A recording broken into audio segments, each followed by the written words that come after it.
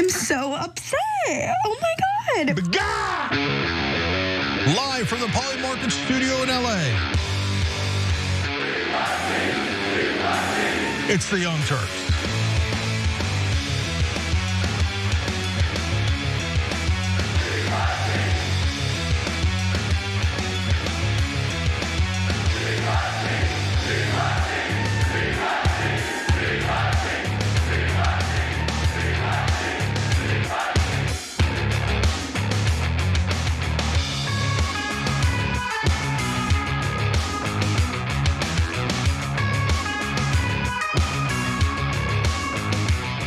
Drop it like the hot new hair color that's sweeping the nation.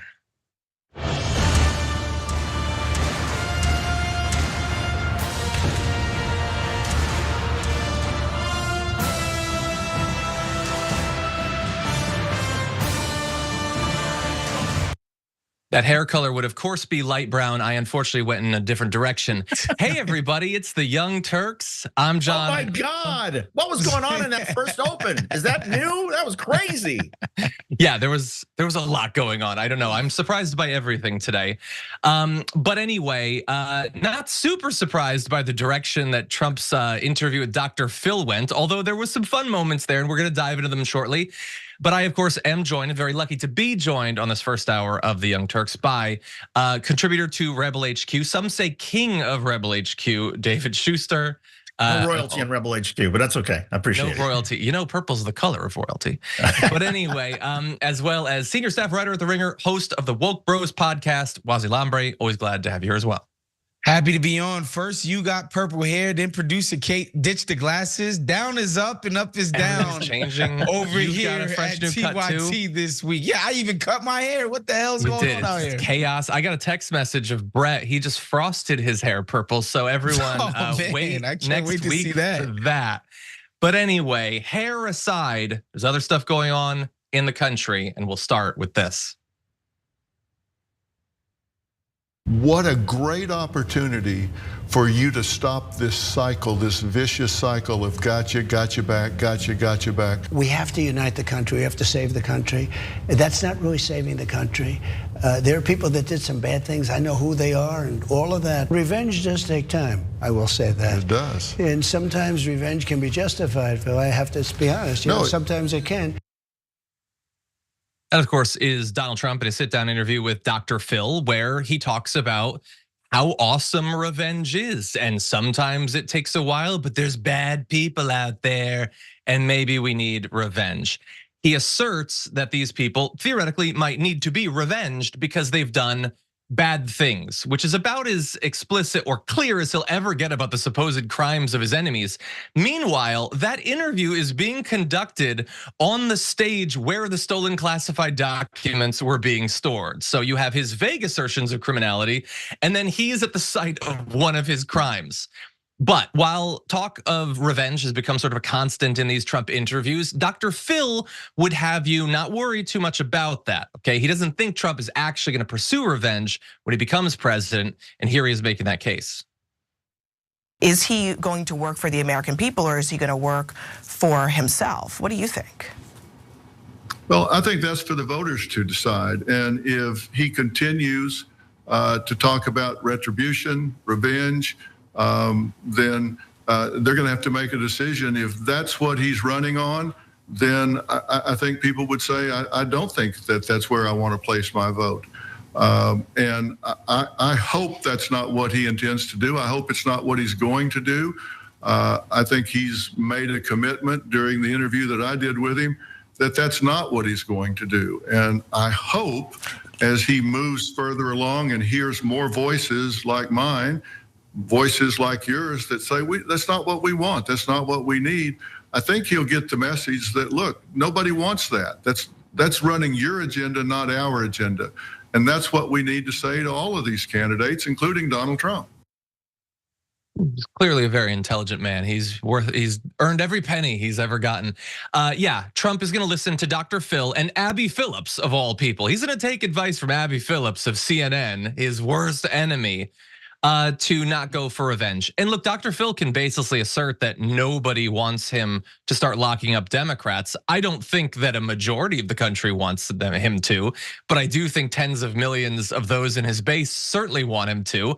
Many of the people who are going to end up in prominent positions in his administration are openly advocating on a variety of podcasts and Rumble shows, literally as we're recording this. So that's a weird take from Dr. Phil, but understand he's trying to maintain his access. He got to go to Mar-a-Lago, to the site of the classified documents theft. He got to speak to Donald Trump, and that's certainly a boon to his show. But before we discuss, I do just want to remind you that this was not the only time that he's talked about this. He had an interview with Sean Hannity 2 days ago where he said he would have every right to weaponize the DOJ to prosecute his political enemies. He says, you have to do it, but it's awful. Look, I know you want me to say something so nice. I don't want to look naive. Yeah, he wants revenge. And his base wants revenge. And look, they'll point to the fact that he got through his first term without locking up his political opponents, which I guess is for the most part technically true. But we know that he put pressure on Jeff Sessions initially to investigate Hillary Clinton. An investigation of Hillary Clinton happened during that time. And so it seems like that would be a lot of faith, I think unearned faith that you'd have to put on him to think that he's not going to pursue revenge if he gets the chance. I want to start with you, Waz. What do you make of that? Is this bluster, or do you think that this is actually going to be his agenda? No, man, I got a pretty long memory when it comes to Donald Trump's as a candidate. And he seems kind of cowed here, guys. I don't know. This doesn't feel like build the wall and Mexico will pay for it or lock her up. Like, he did that stuff with so much more verve than he's doing all of this stuff. Like, this guy seems pretty defeated. He seems pretty down in the dump after finally having lost an actual court case that people can say, yo, he did it. And it's been proven, and he's been convicted. He feels pretty cowed by this. And you know what I will say to add to that, honestly, John, and David, if there are Democrats who have committed crimes and Donald Trump wants to use the DOJ to prosecute them, I say he does it, and he does it to the fullest extent of the law. If people have committed crimes and they're Democrats, lock their asses up. That's where I'm at with that. Yeah. I agree wholeheartedly, Waz. I mean, people who break the law, put them on trial and let a jury decide what to do. Exactly. My issue, I guess, in all of this is, and I also agree that I think Donald Trump seems to be somewhat broken, is that there's always that analogy about, the most dangerous animal is one that is caged and cornered. And even though Donald Trump maybe has lost a little bit on his fastball, I think his intention is still to try to get some sort of revenge. And part of what's so creepy about all of this is I go back and forth between, the United States and media. We are doomed, and oh no, maybe it's not going to be so bad. Maybe we'll survive. And I go back and forth every day, and then I see Dr. Phil doing the interview with Donald Trump about vengeance and revenge, and I think, no, we are doomed. When Dr. Phil has somehow become a key voice in this discussion that some people will listen to, even in Trump world, we are really doomed as a society and as a media. Yeah. Yeah, I will add to both of you, his energy is certainly lower, I think. He wasn't totally checked out of the interview or whatever. He was doing his little sly smirks at the idea of locking people up or destroying democracy and stuff like that. But yeah, he doesn't have the energy that he did. In his defense, he's 1,000 years old. So I think it's only fair to acknowledge that. But I am at least a little bit worried, because not only is he a weak little man who hates everyone around him that's ever betrayed him and would love the idea of locking them up, but it's also like the right is always looking for the thing that can stand in for actually delivering to their base, a base that hates the establishment, the elites, whatever, and wants something to be done. You could actually do that sort of stuff. You could challenge the stranglehold that corporations have on our policy or the way that the wealthy have captured both parties. You could do all the actual substantive stuff to check the establishment. They obviously don't want to do that, so they need something to stand in for it. And they've gotten a couple of years out of demonizing trans people and all that, but locking up prominent Democrats is a wonderful diversion or distraction, because it looks even more like you're actually kind of going after the establishment. I mean, some of these people are politicians, some of them have been in office. Now, it isn't actually delivering anything for their base, but I think that to their base, it'll look good in the place of where real reform should be. So I think it's going to be hard to turn that down, especially if you get, like, it's one thing to campaign on this stuff when you're trying to get in office, but when you're actually in office and 6 months have gone by and the only thing you've even proposed is more tax cuts for the wealthy, you kind of have to deliver something for your base. And I think that this could be an easy stand-in. But that's I think I definitely agree that he's not focused on any sort of change, major policy changes, or even building the wall or any of that stuff. He's focused on his own survival and his own sort of being redeemed. And the way he gets redeemed is either winning on appeal or somehow being able to stop these other court cases and not going to jail, then winning the election, and then he can do whatever we want with Democrats. That's his entire focus. And so the idea that we should expect, even if Donald Trump, on his best day, does Donald Trump really have some sort of policy he really wants to enact? Does he really have any sort of change he wants to make for the world other than make rich people wealthier? Of course not. Donald Trump simply wants to promote himself. And right now, his image has taken a hit because of the convictions, and he feels the need to change that and redeem himself in the eyes of everybody. Yeah. I just think we shouldn't underestimate the power of simply owning the libs. Like, just by virtue of winning, he has done a great service to his base who just hate the libs, hate the Dems, and want to see them lose. Like, his 4 years in office, what did he really do for them? Like, he built a little chain link fence across the border, barely built a wall. He cut the hell out of taxes. He got his little Muslim ban. I know they did love that one. He got his Muslim ban, but other than that, he just existed. And they were so freaking happy about it. I don't know that he actually has to do anything for these people. Yeah, I certainly agree. It's so obvious, but I don't know. Like, if I were to put it in metaphoric terms, I feel like owning the libs is something they truly value. One could even potentially call it the right's precious, and they are Gollum. And they will follow that precious down into the magma, unfortunately, not realizing that they're plummeting to their doom. They're so focused on owning some random teacher from Tennessee that, like, their spot was blown up by libs of TikTok, that they don't realize that their flesh is melting off their bones. I've perhaps taken the metaphor too far. Let's turn back to the interview. At one point in Dr. Phil's interview with Donald Trump, he decided to give his read of the sort of man that Donald Trump is. And I don't think anyone has been more wrong about a person they're psychoanalyzing than Dr. Phil is in this moment. Number one question I get, how do you stand it? How do you do it? How do you get up in the morning and put your clothing on and go to work? I understand how. I know you got a thick skin. You're not one of those people that's afflicted with the need to be loved by strangers. I get that. I think that's true. Let's face it. I mean, you're a billionaire, you got a great family, you're a very dedicated father. People may not see this in you a lot because you keep that kind of private. But my question to you is, why do you subject yourself to this? My question to Dr. Phil is, why are you continuing this interview while having a stroke? Because something is clearly wrong with you. First of all, I love the B-roll they went to when demonstrating his perfect family.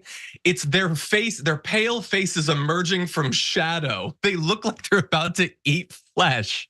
What is going on in that image? But anyway, the idea that he has a thick skin. And oh my God, I know you can do this. You're so tough, but why are you doing this? First of all, Donald Trump, the reason he asked that is Donald Trump was once again talking about how everything's so tough on him and it's amazing that I'm able to do it and I'm giving up so much. The dude never stops talking about the supposed sacrifices that he's making when he is doing nothing but benefiting politically, in terms of power, and financially from all of this. David, what do you make of that? Well, the irony is you could pose that same question to any presidential candidate of either party for the last 30 years, because running for president is tough and your entire life gets under a spotlight and you have to deal with all kinds of crap and all the problems that your family has, and you separated from your family and there's tensions. It's brutal. But the normal answer from people who are running for president is they say, you know what? The sacrifice that I'm making, the pain that I have to go through is nothing compared to what so many other people out there have to go through who are not running for president. And if I can somehow change the United States and make it better, make it greater, make us safer, make us more prosperous, then it will have been all worth whatever discomfort I might have felt. And there's a variety of, there are variations of that answer, but that's the answer you get from every Republican and every Democrat when they're facing that same question over the last 30 years. Well, Donald Trump, he doesn't even go near there. He's just like, oh, it's me. Yes, I'm a great family man. Oh, yeah, I don't really want everybody to love me. No, I do. I mean, it's crazy. Mm-hmm. The sickest joke of that question is that President of the United States is allegedly civil service. Allegedly, he's in there working for American people. So the answer should be obvious in the question of why is he doing this? Well, the job is to work for the people who elected you and the people who didn't, by the way. Like, the answer should be so implicit, but we're so far past the Rubicon at this point in terms of public service. Like, Dr. Phil can't even bring himself to even present that farce as an idea that, like, of course Donald Trump is doing it to serve. This is a service he's performing. Duh, the sacrifice is for us, John. Duh, can't you see that?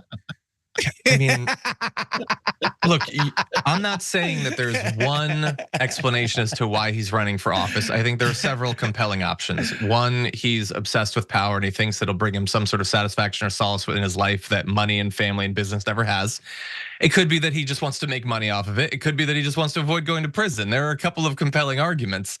Dr. Phil has not considered any of these. He also, by the way, apparently didn't consider that when he's talking to Trump about this and specifically saying you don't feel the need to have these people love you, he's talking to a man who was literally just found guilty of paying hush money payments to cover up the fact that he was having yet another affair behind his wife's back.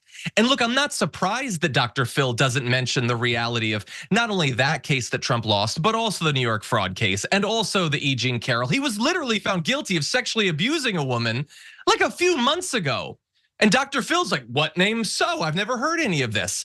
But of course, he can't bring up those things because if he does, the interview's done. He'll never get to put it up. He'll never talk to Trump again because, and this is the perfect, I think this is the reality beyond the ridiculous thick skin thing that he's talking about, is Donald Trump will never talk to anyone who will ask him tough questions. He has surrounded himself with a marshmallow soft cocoon of lackeys and goons and people who will never question him. And that's only gotten worse once he's entered politics.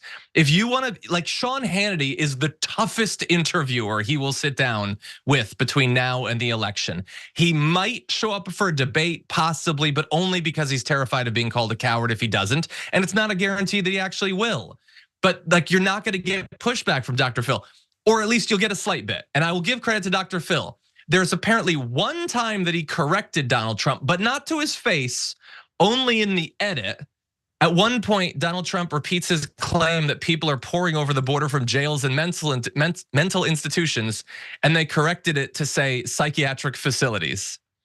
Oh, thank you, Dr. Phil. Is that not so compassionate of you to change that particular term? Well, and speaking of psychiatric facilities, and yeah, you're right. I mean, Donald Trump only seeks out the softball interviews, the interviews from the people who are essentially propping him up. But what's also so remarkable is to the point that Waz was making about, serving the public or serving the people. I mean, look, I think you have to have a certain amount of narcissism, a certain amount to run for president anyway. Who would want that job? But the difference with Donald Trump is obviously it's so much more extreme, and he cannot even fake that he wants to help the greater good or he wants to serve people. I mean, there have been presidents in the past who just, they want the airplane, they want the White House. It's the ultimate, thing to be able to be president of the United States. But at least they're able to put on some airs of, but we need to help people. We need to make that shining city on the hill, whatever it is. Donald Trump can't even fake it.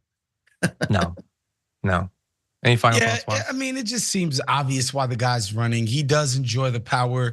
He enjoys the influence. His freaking son-in-law got like $1 billion from the Saudis the second he left office. Like, it's obvious what the benefits of having this job are. And so it's quite obvious why Donald Trump would want to have it again. Yeah, I get why, my final point, I get why Dr. Phil is doing what he's doing. He wants to juice the numbers of his show, which apparently exists on Pluto TV. I don't know if anyone watching this was familiar with the fact that he even had a show. So you need an interview like this. But what I don't understand is how we have come to this place in our culture, and maybe it's not new. It feels new to me, maybe it's not. How we are like criminally incapable of looking at a person and their actions and their statements and coming to an accurate understanding of who they are. That you can look at Trump and millions of people think that he's tough, not sensitive, loyal to his family, cares about the common man, when they have received literally tens of thousands of pieces of evidence that that is not true over the last decade. That people can watch all of the decisions of an Elon Musk and come out of it thinking he's a genius. It's not even that these people operate in the shadows and are able to succeed without us seeing who they are. They show us who they are and we can't see it. And I don't understand that. I don't know how to break through to people, but these cults of personality that the internet seems to foster are killing us politically and economically. And with that, I think we're gonna take our first break. When we come back, we were talking a little bit about sort of the consequences of the verdict. We're gonna dive into the most recent polling after this. How do you get up in the morning and put your pants on? I just do it.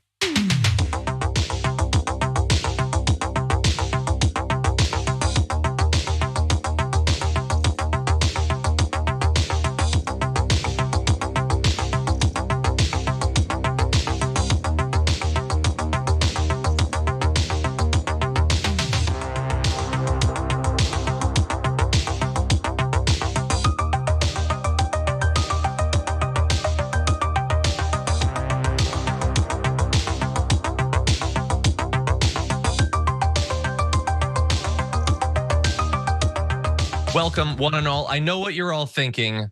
John, how do you get up in the morning and put your pants on? Sometimes I don't, to answer your question. I just do it. That's it. I just do it.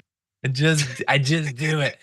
Anyway, Edgar Sanchez just did it, became a member, thank you. Ellen Brock just did it, became a member, thank you. And Shining Kimmy Pop-Tart gifted a membership, thank you very much. Okay, let's jump to a few of these members' comments from the website, because I love these. Gabby Marita says, I can't believe John isn't wearing a tie, but at least David Schuster and Waz Lambre are here to make up for it. Yay, power panel. Thank you guys for being here. Jenks Left Tricep of Fury had a couple comments. One says John is slowly turning into the Joker. Wonderful. And then also said, John, I believe your hair gets more purple by the minute. Well, it is actually gonna lighten over time. So on day one, it was the best it was gonna be. It's only gonna get worse from here. Anyway, Pee-wee, there's a lot of comments about Dr. Phil. L. Johnson says, didn't Dr. Phil get his license pulled by the state of Texas? I don't know if it was Texas, but I believe his license was pulled years ago. Pee-wee Shuttle Pants says, Dr. Pepper has more credibility. That's pretty good. Can I give it? I'm gonna give a Blue Apron gift card to Pee-wee Shuttle Pants for that, because that's clever. And I also believe that Dr. Pepper is criminally underrated. So Pee-wee Shuttle Pants, send an email to rewards@tyt.com and they'll get you set up. Huang Jun says, Dr. Phil has his head so far up his own ass, he's gonna need an actual doctor to pull it out. If any will agree to work with him at this point. Helping him get his head out of his ass might hurt your reputation. Okay, let's see.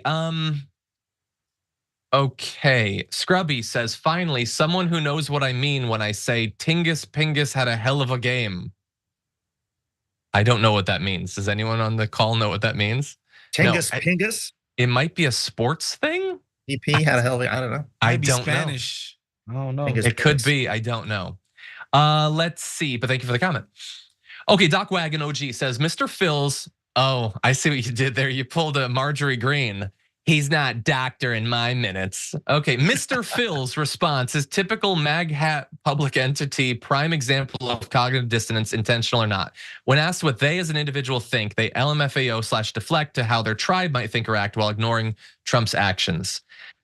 Yeah, look, the incentives to fall in line and just say what he wants to hear and never question anything are about as strong in that cult as in any. So I understand why all of them act that way. Why they want to be a part of that cult, I don't understand. Okay, let's see. Jason Ray says, we also have Dr. Phil to thank for the cash me on the outside girl too. He's not making good contributions. I forgot I actually played Dr. Phil in a sketch on TYT so that Anna could be the cash me outside girl. Forgot about that. Okay, let's see. Vanessa Jazz P, member for 25 months, says Dr. Phil trashed what little credibility he has left. I still think he has more credibility than Dr. Oz though. I'll give him that one. Not as much as Dr. Pepper, but more than Dr. Oz. Dr. Jekyll, I'm still thinking about it. We'll be back with more news after this. How do you get up in the morning and put your pants on? I just do it. I just do it.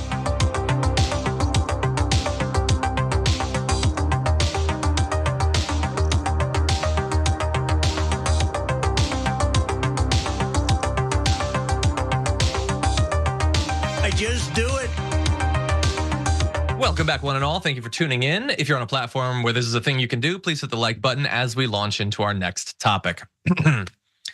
Some prominent members of the Democratic Party appear to have made the calculation that Donald Trump being found guilty of 34 felonies is going to help Biden, maybe clinch the election for him. But is that actually true?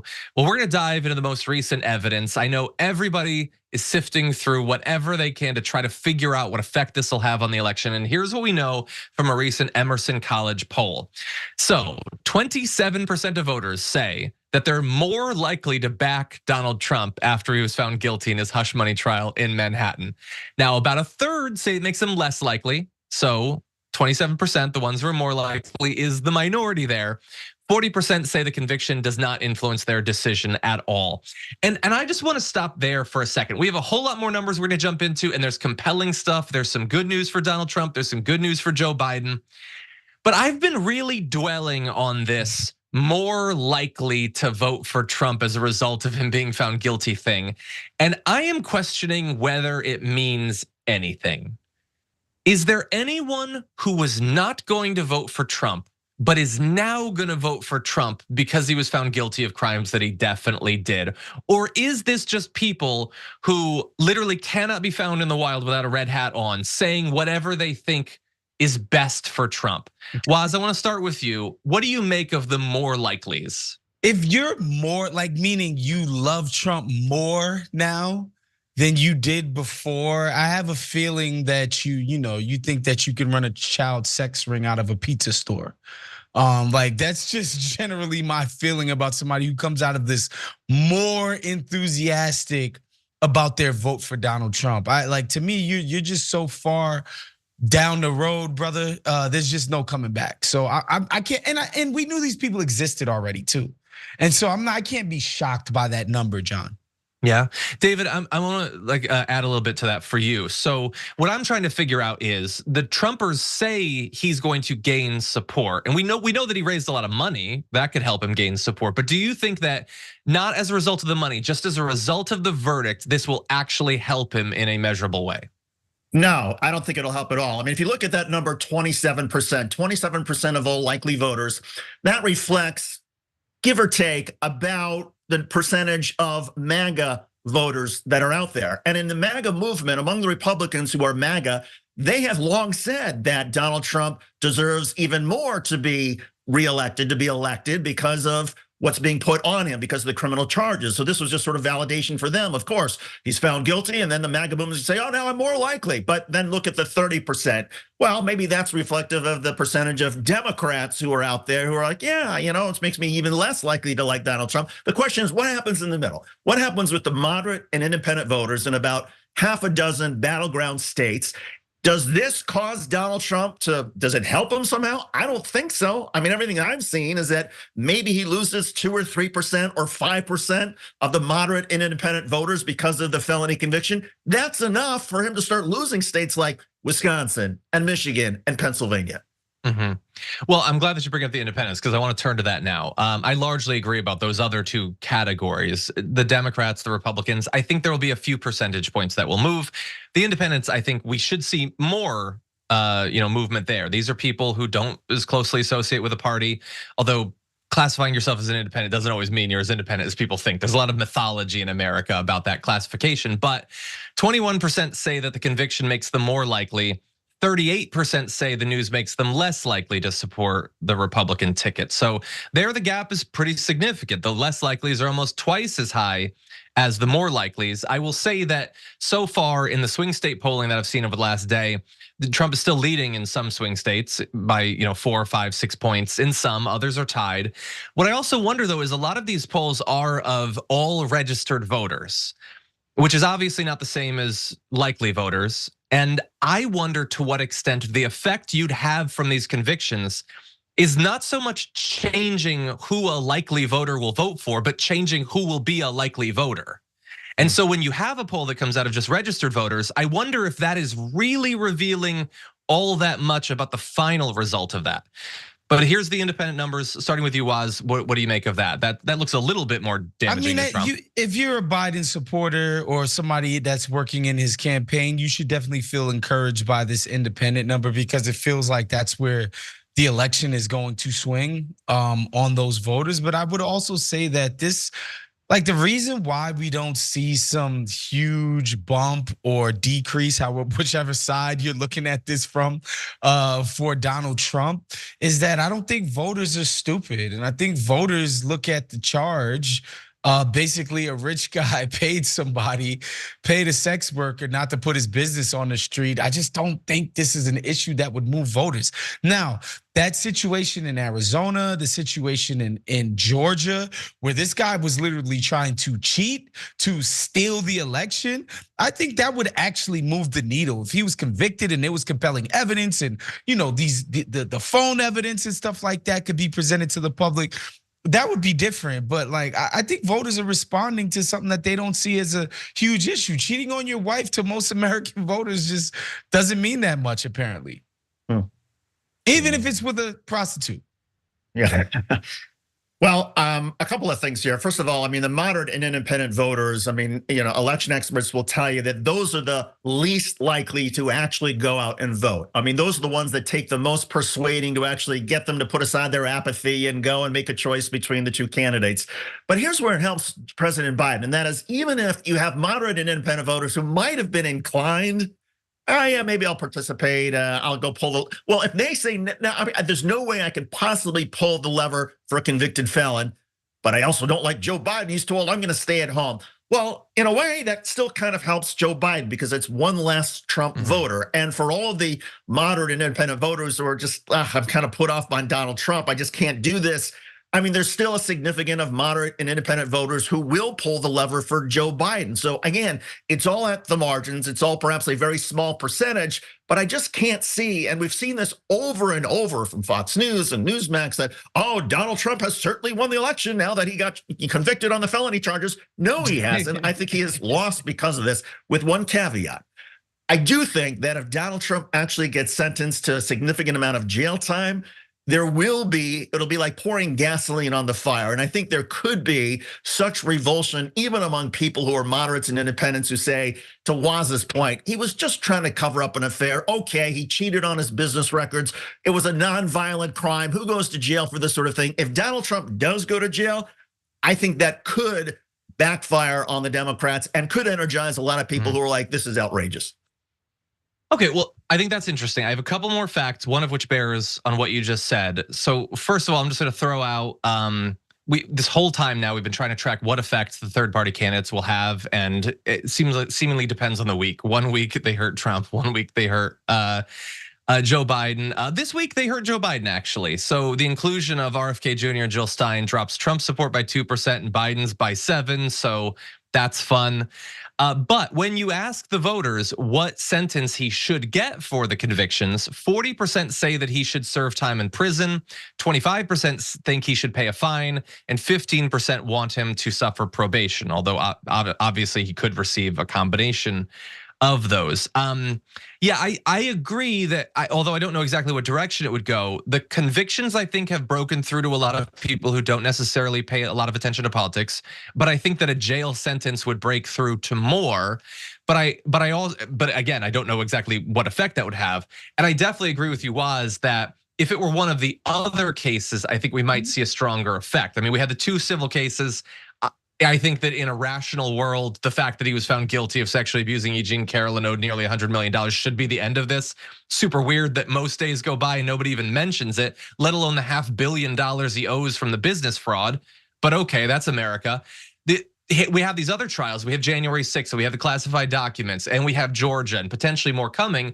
But the issue is that those 3, which I think most people agree are more significant, have been effectively stymied by the conflicted judges that we have in the Supreme Court, or Eileen Cannon, or the appeals court in Georgia. Everybody focuses on how Judge Juan Merchan is being like really mean to Trump, but those other 3 cases have been effectively shut down, and most people don't think that we're gonna have a resolution on them, which is really too bad, I think. Any final thoughts about all this? Starting with you, David. I think we got to give the voters some slack too, where they just might have Trump prosecution fatigue. There was impeachment 1, impeachment 2, the Mueller report, this investigation, that thing, blah blah blah, and nothing ever turned up anything. Not that they didn't turn up anything. They didn't turn up anything in terms of consequences. In terms of here's the thing Donald Trump did that was horrible. Here's how we're coming down on him. If you're just a low information, or I hate low information, but just somebody who's got a life that's such that you're not constantly living and dying with politics. When you turn on your news, it's like, oh, Trump's being looked into that. And then ultimately, all you ever see is, yeah, nothing, bupkis. I don't blame the voters for not being super dialed in and locked in anymore. Yeah, and the fatigue is only going to grow if Donald Trump goes to jail, because then, the helicopter shots of him being sent off to prison, I mean, it'll be over the top. I think, look, Democrats have what they need. Donald Trump is a convicted felon. The Democrats can drop billions of dollars in advertisements and end every ad with Donald Trump convicted felon. Donald Trump actually going to Rikers, going to jail, which would be something different than 90% of the people who are convicted of falsifying business records don't get jail time if they're a first-time offender. And people say, well, what about Michael Cohen and Alan Weisselberg? Well, they were also convicted of perjury, making false statements, tax fraud. So Donald Trump, it's just the falsifying of business records. I think Democrats should take the victory. Donald Trump is a convicted felon. Run the ads on it. It'll move the needle a little bit. Don't risk the needle swinging back the other way with more drama that exhausts people, with the sort of exhaustion if Donald Trump actually goes to prison. Yeah. I feel comfortable talking about this because obviously none of us on this call have any effect on the outcome of this. But you mentioned there were those extenuating circumstances for Weisselberg and Cohen. Do you think that in the case of Trump, the possible extenuating circumstances of the 10 willful violations of the gag order, as well as his complete lack of remorse, not lack of just lack of remorse. He's literally going out afterward and calling the judge the devil and saying he literally crucified people. Is that extenuating circumstances? Yeah, I do think that is. I think that's the risk for Donald Trump in all this, is that I think normally he wouldn't get jail time, but because of the contempt, because he continues to flaunt, the conviction, and he didn't even want to meet. He refused to meet with the probation officer, which he was supposed to do right after he was found guilty. And the probation officer is going to give a report to the court. Well, right now they don't have anything to report except Donald Trump hasn't shown up. So, but I still think that Judge Juan Merchan, while he was going through the contempt findings, those 10 citations, he said, I don't want to put you in jail. You're a former president of the United States. You're a nominee for president of the United States. I don't want to do it. And I still think that Juan Merchan will not do it, no matter how much Donald Trump insults him, no matter how crazy Donald Trump gets. Yeah, if I had to put my money on something, that's what I would put it on. But speaking of money and where it's going to be put, why don't we transition to our next story, starting with this video? I'm out of bullets, I'm out of money. It's kind of like we're here by the body of Infowars, and it's on a respirator. And I'm telling you that, and people are like, oh, really, it's dead? Let's see it. Where is it? Oh, you're about to see it. Apparently he's right. We are about to see it because it's not necessarily going to die, but it could well be under new ownership soon. You see, Alex Jones has officially moved to liquidate his personal assets in order to pay off the massive more than $1 billion debt that he owes to the families of the victims of Sandy Hook that he hounded around the country with conspiracy theories and brigading them and all of that on Infowars. Infowars, as a result of that, might well not exist soon, or at the very least might be owned by someone else. So we've been waiting about 2 years now for the families who are awarded $1.5 billion in emotional damage and defamation. This is by juries in both Connecticut and Texas to receive the money, and they've received thus far none of it, while he continues to live a lavish lifestyle with homes and planes and cars and all of that. He continues to make tons of money, but they've seen nothing. And prior to this week's announcement, he had resisted converting his personal bankruptcy into a Chapter 7 liquidation. That has changed. A lot has seemingly changed for him financially, emotionally. Here he is sort of working through his current circumstances. I've had secret federal filings filed on me that I'm committing crimes, referred to the Justice Department, which of course wasn't true. We'd already filed it in federal court months before. They didn't even check it. If you're gonna frame somebody and lie about them to damn federal court, with the know it's already filed in damn court, you bastard. So you. And anybody else that tries to go on your, you want war, you got it. We're going to beat these people. I'm not trying to be dramatic here, but it's been a hard fight. Look, as far as fake crying displays go, that wasn't great. I would say, Alex, maybe get on the phone with Kyle Rittenhouse. He can give you some lessons. But anyway, it apparently is going to be liquidated. I don't have a schedule for it yet, but he might soon be under new ownership. David, what do you make of that? I'm glad. Look, I'm broadcasting to you 15 miles from Newtown, Connecticut. I mean, this is palpable. I know it's palpable over the country, but particularly here. And I would imagine that if Infowars was actually sort of a grave and got buried, you'd have a significant number of people from this area of the country who would go and urinate on that grave. And I would gladly join them. That's how much I'm detested by Alex Jones and what he has done. What he has done is despicable. And no amount of fake tears or apologies or woe is me will ever satisfy me. What he has done is beyond sick. Was? Yeah, I don't know that I've ever seen the internet be weaponized in such a way to torment and horrify normal everyday people in the way that Alex Jones did. I think this is like kind of unprecedented. And then you add to the fact these are people who are grieving the tragic loss of loved ones who happen to be little kids, and that this guy sicked his audience on these folks. And treated them like they were somehow the ones who were victimizing people and needed to be harassed. I'm just happy that these families hopefully can somehow be paid some restitution, because it was bad enough that they lost their loved ones. Having it compounded in this way where they're being harassed and bullied and people showing up to their jobs and houses and calling them up and all of the nonsense that ensued behind this. I just really hope they get, again, some level of restitution for all of the crap they've been through that just didn't need to be the case when they were going through such a crazy tragedy already. 100%. Yeah. Who knows? We'll see what the schedule is and how much they get. If there's a Lord up above, John, I know you love the Lord, then those families will get what they deserve. I love lords are great. Hopefully they'll do the right thing in this case. It's been a while since we've seen them do the right thing. But anyway, absolutely horrendous. Like you just imagine, like, well, you cannot even imagine. I have a young child. I cannot imagine losing my child, and then that would feel like the worst day of my life. And then Alex Jones says, hold my beer. Like, I'm going to make it worse. And bear in mind, it's not just like there's always gonna be random conspiracists that are trying to track people down. Marjorie Greene's gonna follow, kid survivors of mass shootings to Congress to stalk them and everything. He made, in the 3 years after he started talking about this stuff, from his shop, $165 million. He didn't just do this because he's one of the most evil, conspiratorial, dim-witted, dumb donkey people on the planet. He did it to become fabulously wealthy. And I don't have faith that he will ever descend to the depths of poverty that he deserves. But as close as we can get him to it, I consider that to be like the only moral outcome. Well, and to be clear, the families are not in this for money. They don't care about the money. They simply care about Alex Jones being put out of business. They want him to be poor. They want him to stop broadcasting. Anything that gets Alex Jones closer to not existing as a broadcaster on internet or whatnot, that's what the families are looking for. Yeah, I just can't imagine like what's gonna stop it from. Like, the new owner could bring him on as a contributor, or he'll be brought on to Tucker Carlson's show, and you can't stop him from getting an iPhone and live streaming his big dumb face to the internet.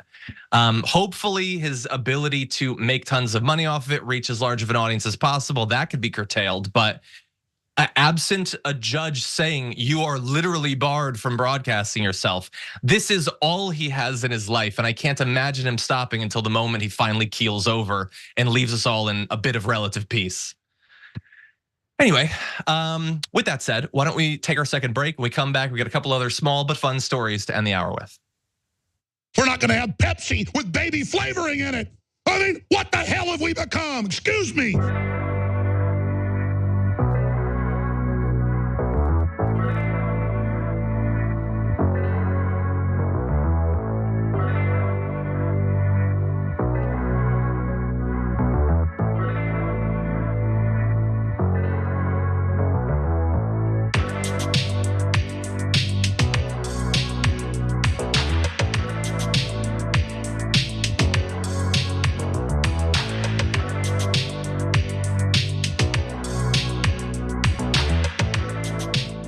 Welcome to the social break, one and all. Let's see what's going on out there in the audience. First of all, big welcome to Ryan Coyle and Sassius Dragon for becoming members. Thank you for that, much appreciated. Chris Tabalt, member for 30 months, says, pretty sure these poll numbers just show us that Trump voters already figured he was guilty even before the verdict, yet didn't particularly care. I mean, I think the didn't care is the relevant part. Look, how have you made it through like 8 years of Donald Trump as a public figure with all of the things that he's said and done, and like now it's the straw that broke the camel's back? Like, how would that be possible? You've accepted all the things that he's done. Anyway, Dievgo Shomets, member for 3 months, says, Waz had to say that you and Anna have the most balanced and helpful takes of all. I hope to see you with her on Wednesdays more. Thanks for everything. Oh, wow. Beautiful words. Thank you. Yes. Much appreciated. I'm doing my best to stay fair and balanced, the Fox News way. Nice. I love it too. I'll try to ignore the fact that for that to happen, it would be pushing me out of my spot on Wednesday. But either way, glad to see it. Take a much needed vacation, John. You're working hard enough. You've earned it. I don't know. Anyway, Jamalcom X in the members' comment says Musk lost it when he started promoting Alex Jones. I think he lost it and then he started promoting Alex Jones. I think maybe he was always this crazy. Yeah. I don't know. And he just didn't tweet as much. Or maybe he took just the perfect mix of ketamine and ayahuasca and that unleashed the deranged moron within. I don't know. Anyway, let's see. Galfar says, I see a lot of likely voters not voting because of the Trump verdict and other likely voters not voting because of how Biden has handled Netanyahu and Israel/Gaza. I might agree with that if that's people who would otherwise be likely voters, perhaps. I think when they do the polls, they are asking people how intent they are to vote. Again, we're still a long way out, but we're really curious. We care about this stuff. So, okay, let's see. Asmos Prophet says, what is Waz doing? Does he have a dog in there? Is there a dog? No, it's a cat. It's a cat. It's a cat who just doesn't have respect for our recording schedule, apparently. Nice. Okay, let's see. Purple Rain Dragon says, with all of these cases and judgments against him, I don't see how he's not funneling campaign contributions into his own pockets. I think that's the main reason he ran, for the money. I think he doesn't care either way if he wins. Well, I mean, I think a lot of the fundraising that he does is for his legal defense. And there was a lot of reason to believe that was what the RNC was gonna be funneling a lot of money into. And then you also have the campaign. Running for president is an incredibly expensive endeavor. People raise well over $1 billion. So he's not legally supposed to be able to personally profit, but bear in mind, he's hawking products left and right. There's lots of stuff he can do to build his brand, and he has these partnerships with these companies that are making shoes and trading cards and all that. And that is very real money that does not have to be limited to paying off his legal expenses or for his campaign. Okay, with that, more news to close out the hour. I'll see you on the other side.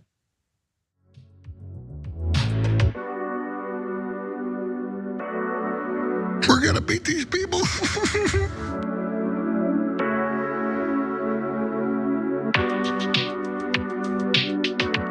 I just do it.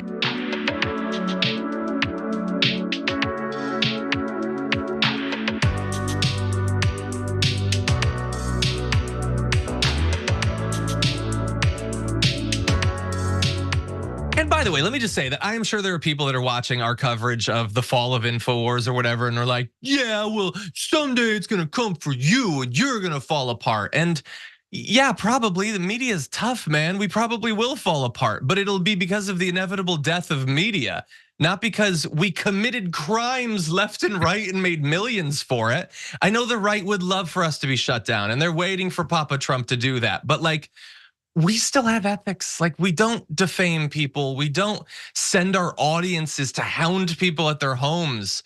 We just don't do these things. So I apologize to the right, but if you want us to be shut down by like the coming fascist state, they're gonna have to change the law or something, because as it's currently constituted, we're probably not gonna end up breaking it.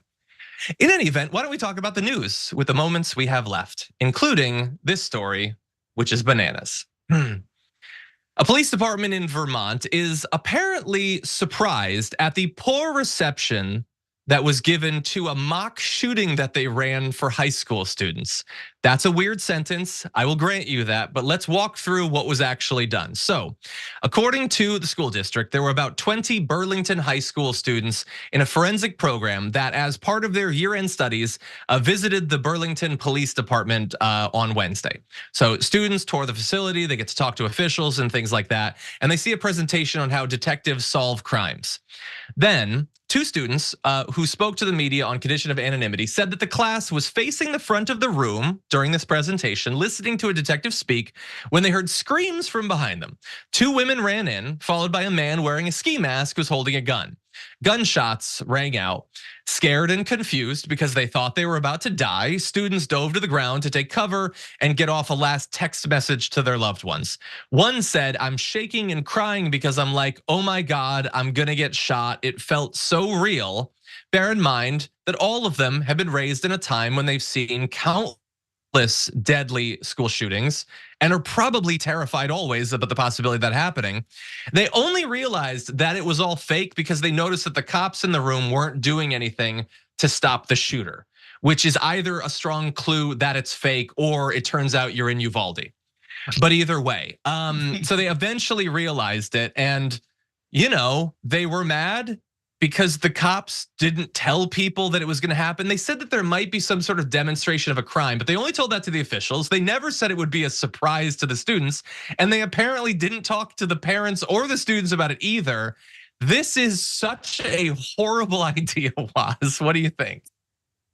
Just ridiculous and insensitive. Again, considering the priming that we've done of young people, these goddamn exercises where they lockdown exercises where they do mock school shootings at school from like first grade on. Like, the generation that's grown up in that reality that you would do something like this is just crazy to me. But the cops don't always think what they're doing through. I think we've learned that the hard way over the past decade plus or so.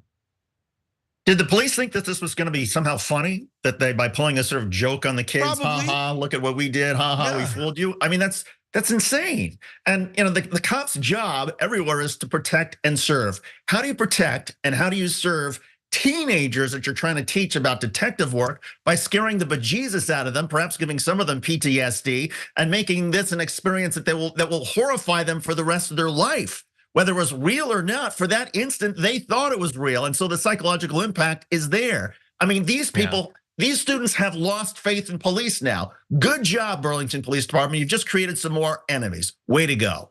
Yeah, it was an efficient way to teach them about how the cops sometimes unfortunately act. And in terms of those fears, about 57% of teens in one poll said they're worried about the possibility of a shooting happening at their school. 1 in 4 say they're very worried. And an even higher percentage of parents say they're worried about a shooting happening at their school. And by the way, I think earlier I said that the cops didn't tell the kids or the teachers. Apparently the school didn't either. I mean, this is just like, how could you possibly think this was a good idea? Now, they've put out a statement apologizing, the police did, and they're gonna have this meeting with the high school and staff to discuss this. And I am sure that literally every person at that meeting is gonna be constantly looking over their shoulder or when someone bursts through the door. In any event, we're running low on time and I wanna make sure that we get to our last story, which is a bizarre one, but I want both your takes on it. So whenever we're good to go, why don't we jump into this? Heading into another election, so have you made a decision about who you're going to support? I'm not sure how to answer that question, to be honest with you. Have you made a decision? I haven't. What do you see as the significance of African American men in this election? Thank you, everybody. For both of you. I see them identifying with Trump. Why do you say that? Because they got RICO charges. So, Waz enjoys that.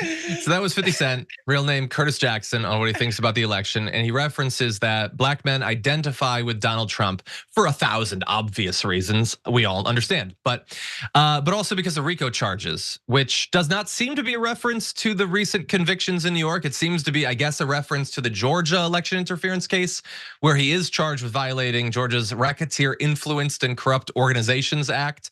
That was enacted back in the 70s to tackle organized crime and to target leaders of mobs. The plot to overturn the results of the election in Georgia is considered to be one of these sorts of like criminal conspiracies. That's why it's being prosecuted under that. I don't know how many voters of any stripe, let alone black voters, have been brought up on RICO charges. So I can't say that he's right or wrong. Waz, what do you make of that? I think he was being, I've been a fan of 50 Cent basically for over 20 years now. I've followed his career pretty closely. I've watched hours of 50 Cent interviews. Obviously listened to a ton of his music. I follow him on social media. He was saying that a bit tongue in cheek. I don't think he was being literal about that. And he's media savvy enough to understand that, like, yo, I'm not who y'all should be asking about the black vote, but if y'all gonna ask me, I'm gonna give you an answer that tickles me. That's what I think was happening right there. And also, you gotta remember 50 Cent is a rapper, and there's a decent amount of rappers have been convicted or brought up on RICO charges within the past few years. So I think he's making reference to that too. Okay, that's true. Although to be clear, he has not yet been charged with trying to overturn the results of any elections. David? I agree with Waz. I think he was yanking the chain of the CBS reporter who was doing that interview. And the reason I think he was yanking the chain or tongue in cheek is because he also posted a photograph of him with Lauren Boebert. Lauren Boebert was kind of flirty and sent a response like, "Oh, it was so nice to meet you." And then the internet went wild. And in 50 Cent's response to that, he says, "Well, I photographs with a lot of people and I don't have chlamydia." As if he's suggesting that she has chlamydia, and because he doesn't have chlamydia, that means they could not have had this romantic rendezvous when he was on Capitol Hill. Or was he saying he doesn't have an STD and therefore he wants to have a date with Lauren Boebert because that's her only standard? I mean, either way, I think he is very much tongue-in-cheek and playing around with the media, and it worked. Yeah. Look, I agree. I think that there's definitely an element of that. The thing that makes it stand out to me, though, is the way he would choose to sort of needle the media or play around is to effectively say what Trump and his surrogates say will be the effect of him being found guilty. Like that's what Trump says. His son goes out and says, I think it was Eric was like, "Oh no, he's gonna get a love a criminal." Duh. Yeah, they're all criminals. So they're gonna love this guy. I mean, like, my God, but. So that was funny, and I agree. The photo with Lauren Boebert is interesting. He went on to say, "I took photos with everyone," which, look, he did take photos with a lot of people. Yep. It was not just Lauren Boebert. Pelosi was in there. Yeah, Pelosi. So but then he says, "What did she do in a dark theater that hasn't been done? My God. Hey, I don't have chlamydia, by the way, LOL."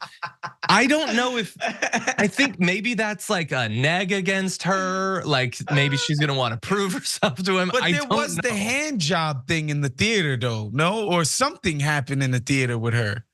There are allegations of things. This is a family program, so I can't describe the things the congresswoman is said to have done. But in that tweet, remember, he's responding. He's responding to the internet going wild, suggesting, "Oh, wow, 50 Cent must have had a rendezvous with Lauren Boebert. Look how flirty they are. They got together." And this is his way of saying, "No, we didn't get together. I had pictures with everybody, and I don't have chlamydia." What? And while he's having fun, I will thrust myself into the position of being Buzz Killington. It's just like she posed with him, like implying that means that she hooked up with him. It's, I don't think that's acceptable. Like, would we think that was acceptable if he was taking a photo with Rashida Tlaib? Scalise I know exactly. Took a picture with 50. Nobody was like, "Oh, I wonder 100%. if he gave him a handy." Yeah. Well, I sent that tweet, but nobody liked it. Anyway, yeah. Like if we, if it was with Rashida Tlaib and people were making the jokes, we wouldn't like it. I don't like Lauren Boebert. I disagree with her, but she's still a congresswoman technically for now, anyway. And deserves the same level of respect as every other elected official, which is not much. But maybe 50 Cent knows something about her that we don't. Just saying. Yeah, I don't know. In any event, I just really fast mention. We have 2 minutes. Okay, so a lot of people are curious about what he has to say because everybody's trying to figure out what's going to happen with black voters in this election. Because everybody's like, "Oh my God, Trump is going to clean up amongst black voters." Even though when you look at historically the vote share, it seems like he's just kind of returning to what Republicans were doing in terms of black voters before Obama. But anyway, it would still hurt Biden, so it's fair to bring it up. So the Biden campaign is working to get black voters to like them a little bit more. They've got this Black Voters for Biden-Harris initiative. They're putting out these ads and things. Meanwhile, the Trump campaign is trying to extend outreach to black voters by enlisting Senator Tim Scott to spearhead the effort. Just send him out, and I guess you're good. Anyway, as of right now, Biden is leading Trump among black voters in a New York Times, Siena College, and Philadelphia Inquirer poll, 63-23, which is still a higher percentage showing for Trump than you might expect. I don't know if 50 Cent is a part of that. He's not going on record as to who he supports, although he did support Trump a little bit sometimes in 2020. Remains to be seen how he'll come down in this election. And that is all the time we have, unfortunately. As always, guys, pleasure to have you here. Waz, where can people see your work? Ringer.com. The NBA finals are raging right now. Check out our coverage and make sure you subscribe to the Woke Bros wherever you get your podcasts. Nice. And David? And that reminds me, Dingus Pingus is a reference to a Boston Celtics player. I looked it up during the break. But anyway, people can find me at Rebel HQ. Go to Facebook or YouTube. Go to the search bar, type in Rebel HQ, and you'll see our videos pop up. Thank you so much. I'm obviously on the Damage Board every day. Check it out. Some people like it. I'm not a big fan, but some people like it. And with that, we have an awesome second hour coming up on the other side of this break.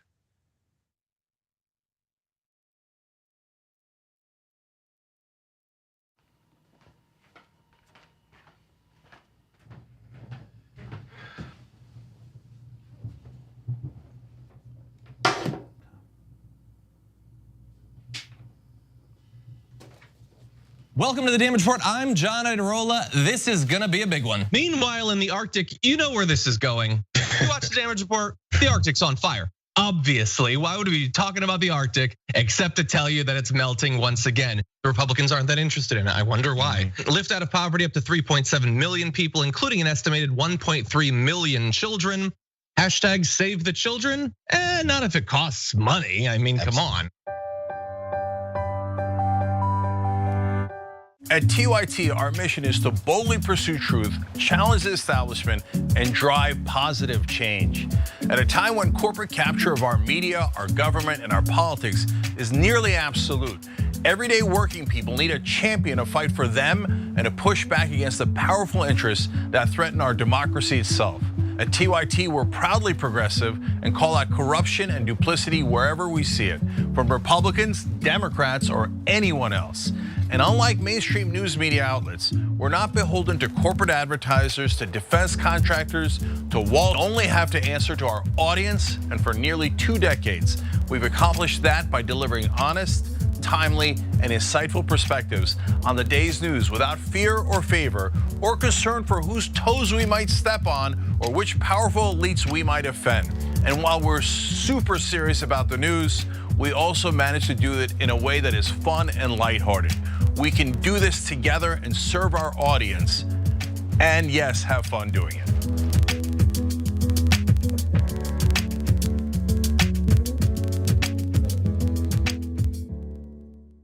Indisputable is still the fastest growing news show in America compared to CNN, Fox News, and 30 other networks. We tell the truth on Indisputable because the truth is indisputable. We go places that other news media outlets refuse to go. When there were human rights abuses happening at the Victorville prison, guards and members of the community contacted us. You, through your investigative reporting, unearthed very troubling allegations about specific forms of abuse and discrimination in the federal prison system. It really doesn't take much to be a trusted voice. All it takes is to be fearless, report on matters, be an advocate. I called it the bullpen intentionally because it's a place of preparation. We present individuals who may have an opposing view, so we debate. Sometimes we interview individuals because their stories deserve to be heard. A survivor of significant police misconduct and his attorney. We covered this story earlier, and to remind you of the horror of one man being shot at damn near 100 times by the police. We take time on this show to showcase the temper tantrums of Karens in the wild. We do this not because we want to see people's emotional outbursts in public, but because these incidents are emblematic of a bigger societal issue taking place across the nation, and it has to be checked. My friend, my big homie, attorney at law, Benjamin Crump. I just want to thank you, man. Educated, articulate brothers like yourself speak truth to power. It makes a great difference in changing the landscape in America. So listen, no matter what you do, don't allow the politics of ideology to evaporate the soul that still exists inside of you. They don't stop, I don't stop. Racism won't stop, I won't stop. Systemic bias won't stop, I won't stop. People still need health care, so I won't stop. People still need criminal justice systems reform, so I won't stop. You won't stop either.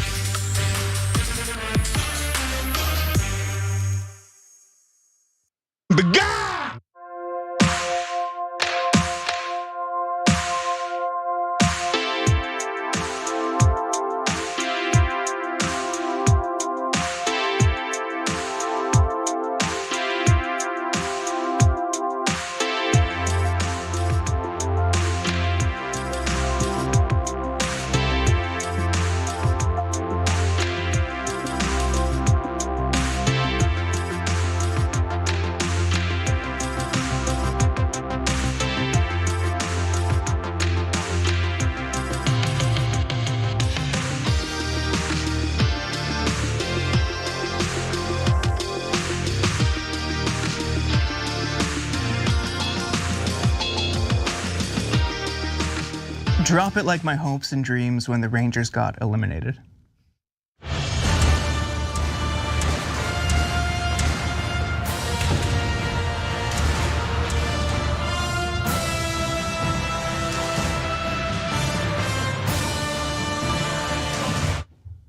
Power, power, power panel. Surprise. Joining me tonight is Maz Jobrani, contributor to Rebel HQ and comedian, and Francesca Fiorentini, host of The Bituation Room. Happy to have you both. Yeah. Yeah. Wow. How about them Rangers? We were all saying everyone's on under duress. You dropped it like that. I think. Yeah, it was pressure. It was pressure. Yeah. We've got a great hour and then bonus episode for you all. So let's get right into it. Take a look at this.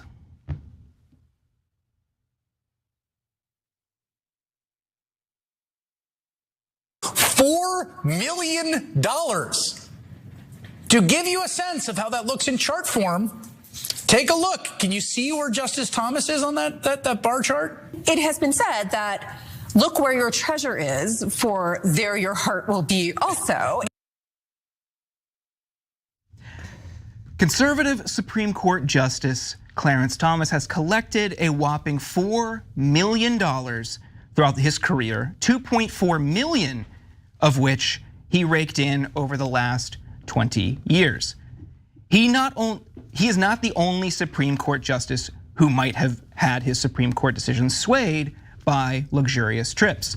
However, the amount of gifts that Justice Thomas has collected outpaces the other justices combined. Take a look. Justice Elena Kagan's calculated to have received gifts valued at just under $1,200. That's over 20 years. Justice Ruth Bader Ginsburg over $59,000, again, over 20 years, $3,000 a year.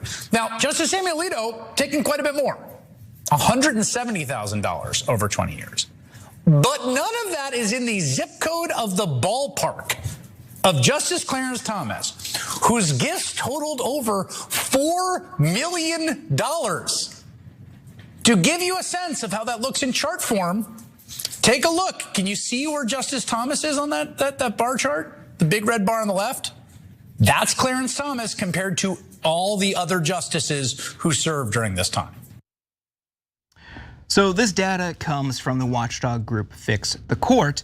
And to review, Thomas collected $4 million in gifts. Antonin Scalia came in second with $175,000 plus in gifts received in the last 20 years. Alito took in $170,000 in gifts. Former Justice John Paul Stevens took in $79,000, and Ruth Bader Ginsburg took in $55,000. The issue here is whether these gifts are influencing any Supreme Court decisions. And NYU professor Melissa Murray believes that in a way they do. Take a look.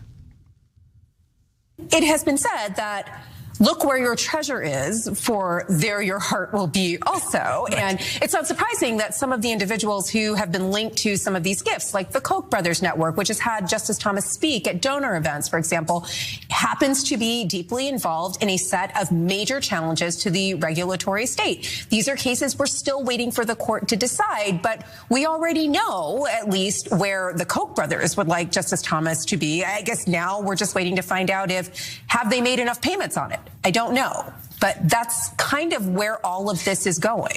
There's been a lot of reporting, some of it by the New York Times last year, about this Justice Thomas complaining about his small judicial salary, which is actually quite significant relative to what other Americans make, and how maybe he wouldn't stay on the court. And all of these very wealthy interests were like, no, no, no. Let's figure out how to keep you on the court and keep you happy. And suddenly you see the money start rolling in. So if you're wondering how they collected this data, how they broke it down, Fix the Court has information on that. Across all the years and all the tabs, we count meals and lodging as 2 gifts, and we count each leg of a round trip flight as 1 gift. So it's 2 gifts per round trip, and unless otherwise stated, we assign the cost per hour of a flight on a private plane to be $10,000, which can range from $5,000 to $25,000, depending on plane size and other circumstances. And remember, thanks to reporting by ProPublica, we learned last year that Justice Thomas was not disclosing these gifts, which was, of course, unethical. As a result of that reporting, he had no choice but to finally disclose that billionaires like Harlan Crow were showering Thomas with luxury vacations and more material gifts.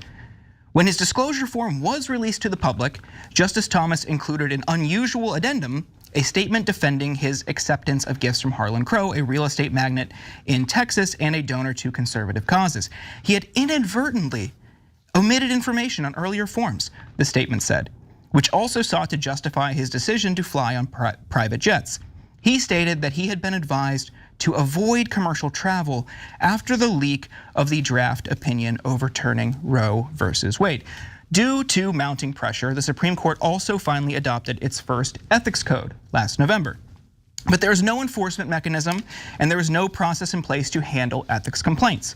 What's even more infuriating, there are no specific restrictions on gifts, travel, or real estate deals. Now, Maz and Francesca, do you think this revelation is even going to make a difference? If there's no enforcement mechanism, it's all self-reporting. They do their own report, they investigate themselves and then make a determination. Is anything going to change here? I mean, that's what's so wild about this entire saga. Ever since we found out that Harlan Crow has been bought and sold by or that Clarence Thomas has been bought and sold by the likes of Harlan Crow, is that we now know that all you have to do is report the gifts. You just got to come clean about it. No one's going to prevent you from continuing to accept lodging, meals, 18-wheelers, private jet flights to, far-flung vacations. But like, you just got to tell us. This had to be done by a Fix the Court, like a Watchdog organization, and still Justice Thomas is freaking out about it, and still Sam Alito is freaking out about it, and like, it just, doesn't it feel like there's no bigger admission of guilt that yes, I am bought and sold by billionaires to weigh in, not just on cases that could affect them broadly, whether it is like labor law, right? Whether it is environmental law, but specifically the thing like Paul Singer having a hedge fund owner, having a case before the court and yet was fly fishing with Sam Alito. Like, these are people who are getting what they pay for. My thing with this and the fact that it's so outsized for Clarence Thomas is like, he's gonna rule your way anyway. I feel like he's taking y'all for a ride. You know he's a conservative. You could just give him a little bit less. He'll still rule in your favor because that's what he believes. I think after this report has come out, he's gonna do the right thing and step down. Just kidding. No, I mean, it's a joke. It's a joke. I mean, the amount of money that's in there. And by the way, we're not even looking at the indirect ways that he has things happen for him. For example, there was this article where Leonard Leo, who's another conservative billionaire, funneled some funds to his wife, Ginny Thomas. So these guys have ways of doing mob stuff where the only difference is the mob walks in and slips the money in the guy's hand. Hey, don't forget who's taking care of you.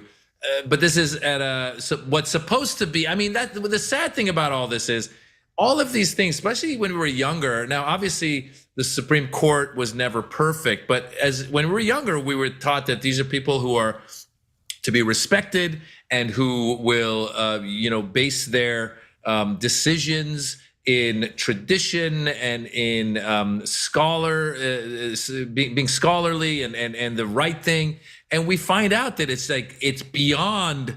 I mean, if this were one of these like suspense thriller movies, you'd be like, oh wow, what an extreme thing that they've set this up, where there's a Supreme Court justice who's in on it, who's getting bribed for all these things, and then we're going to find out at the end, that he was basically doing all this, and he's probably got tens of other millions of dollars that we're not seeing that are hidden elsewhere. So it's disgusting, and it's ridiculous, by the way, for a layperson to go, wait a minute, there's no check against this? Yep. This is just allowed? That just was crazy. And remember, Alito bitched and moaned about signing that ethics code. Like, he did not want to sign. He had like a whole editorial in the Wall Street Journal that was like, how dare you make me sign an ethics code? I am the ethics code. Yeah, I think, so there's a couple factors here.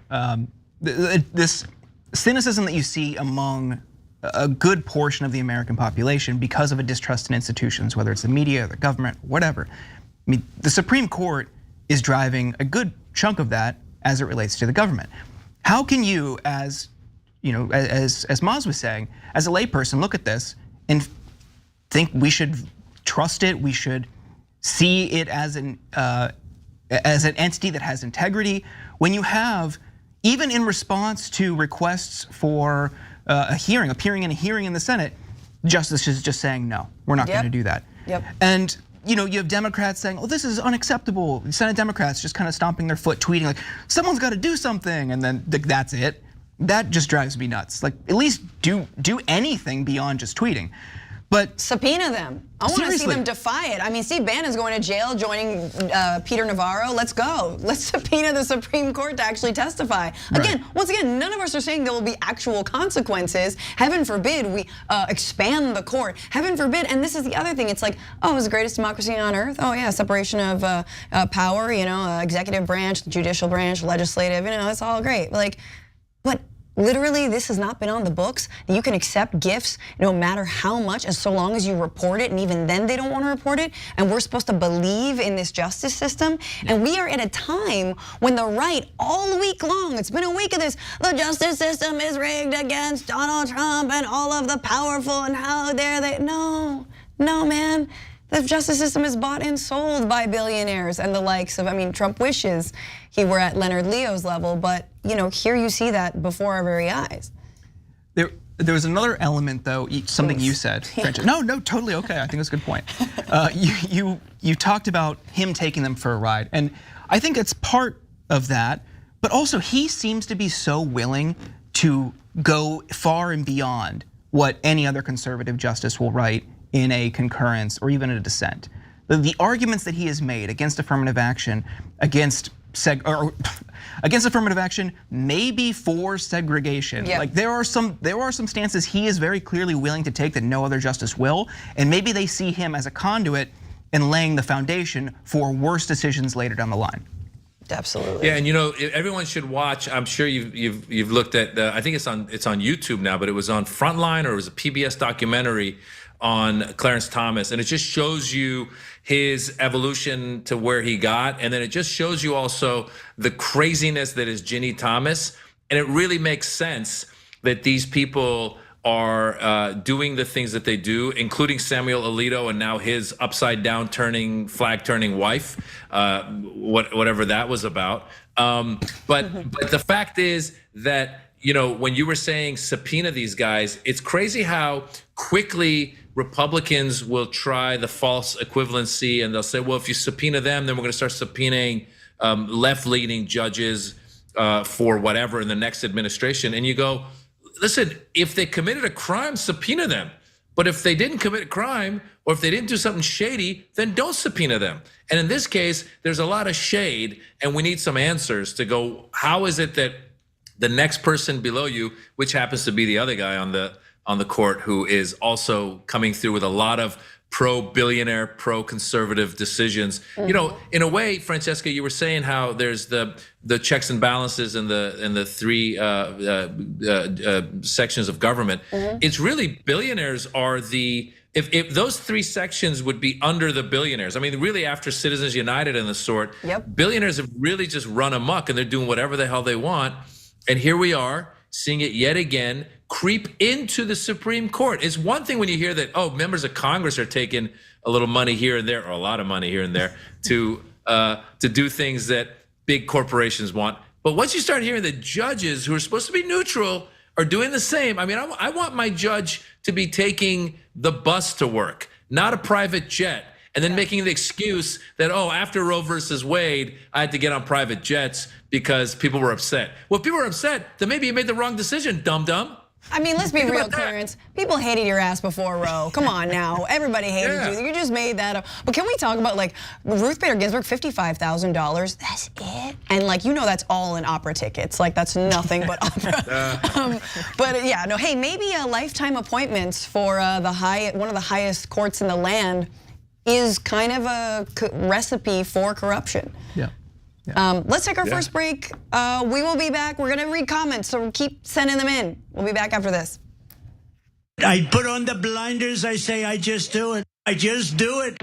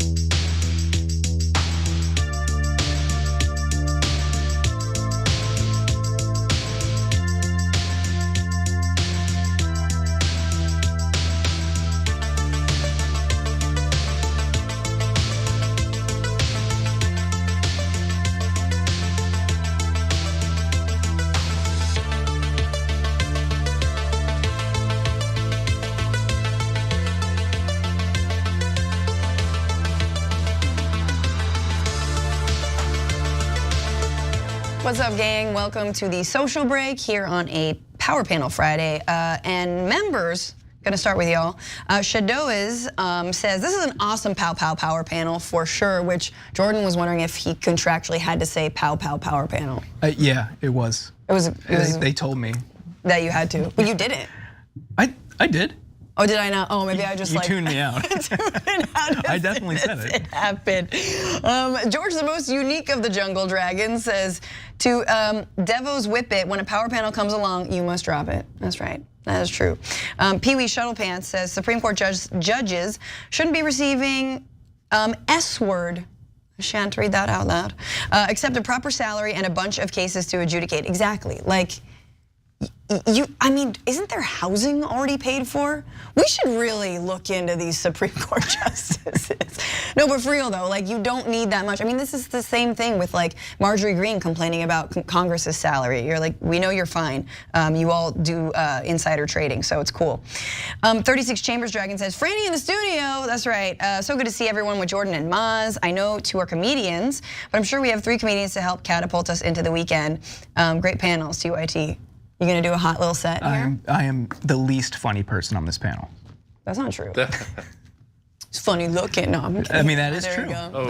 I'm just trying. No, yeah. Maybe you can have an even better weekend. Go see Maz live. Maz, I don't know. Are you performing?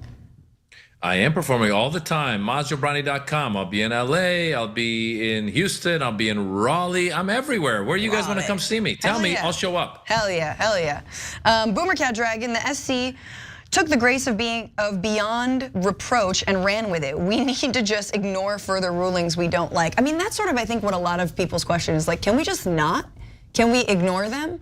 But I think the answer to that quickly is no. Just try and like obtain an abortion. But I think the answer is also, what's the defense? This has been a long time coming, right? This has been a plan for decades that has come to fruition through this right-wing court. And so what's the strategy here? What are Democrats doing to confront this? Not much, and expanding the court is seen as somehow radical, which it is not.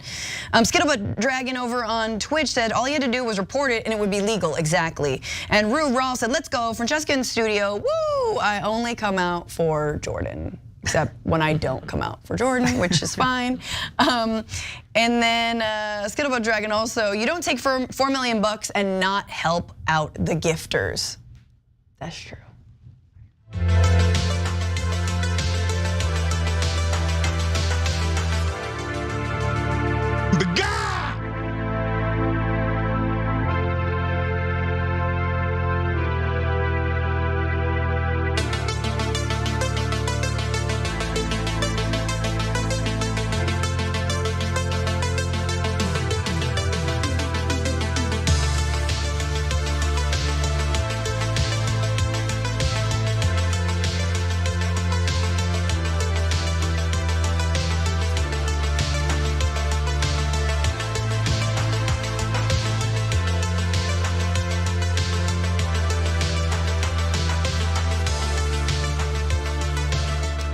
Welcome back, Maz, Joe Brownie, Francesca Fiorentini. I'm Jordan Yule. We're happy to have you. We've got many more stories coming, including this one about book bans.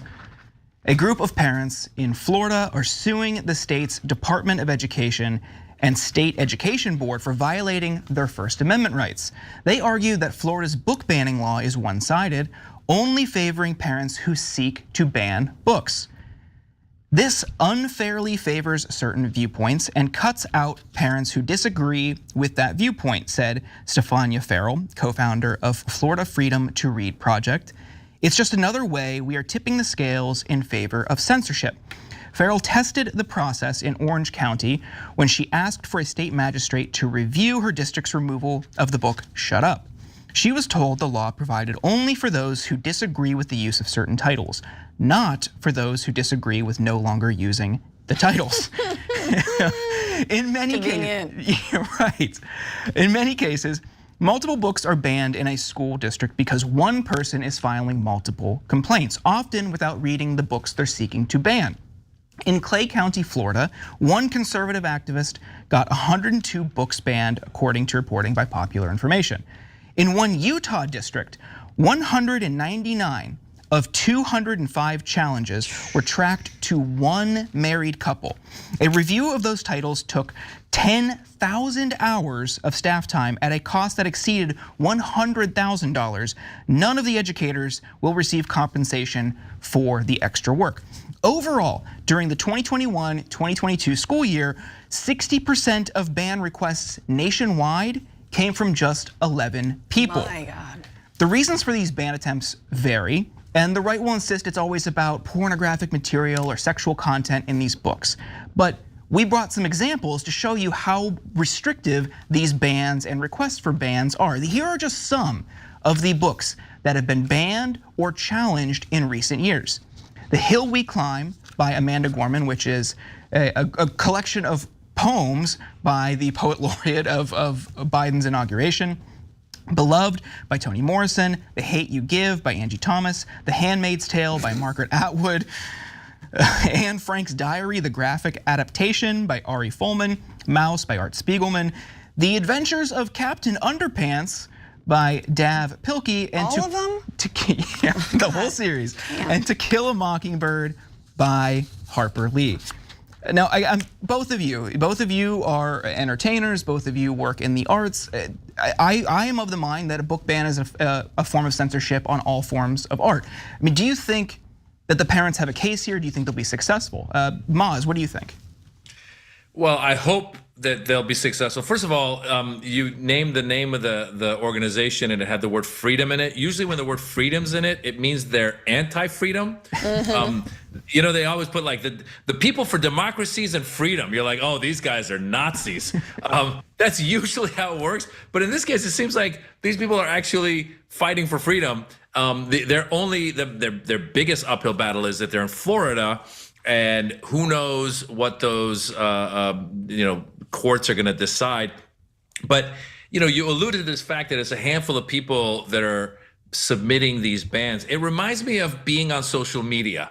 You post something and you could swear it's not offensive, and it's not offensive to 99,000 people, and then that one person that finds it offensive for whatever reason reports you, and then you get whatever, a shadow ban or whatever it is that happens. And so we're living in the real world in that way. And what we're allowing to happen is we're allowing some right-wing religious nut jobs to dictate what our kids learn or don't learn. And they freak out about the tiniest things. Some of those titles that you just named, it's laughable that they think that there's something in there. These are the same people who think that schools are teaching kids to be gay, or that teaching about slavery will make white kids feel bad. Right. I mean, it's like, they're just nuts. They're nuts. And it's a shame that they have any power to do what they're doing. But of course, they're enabled by the right wing that wants all of this stuff, because the right wing fears that somehow their kid, first of all, by the way, there's the internet. So you could lock down every book you want, but your perverted child will find whatever they're looking for on the internet. So good luck to you, religious right folks, trying to lock this down, and see how it works. See how it goes for your kids once they disappoint you by finding their true selves and being whoever they are.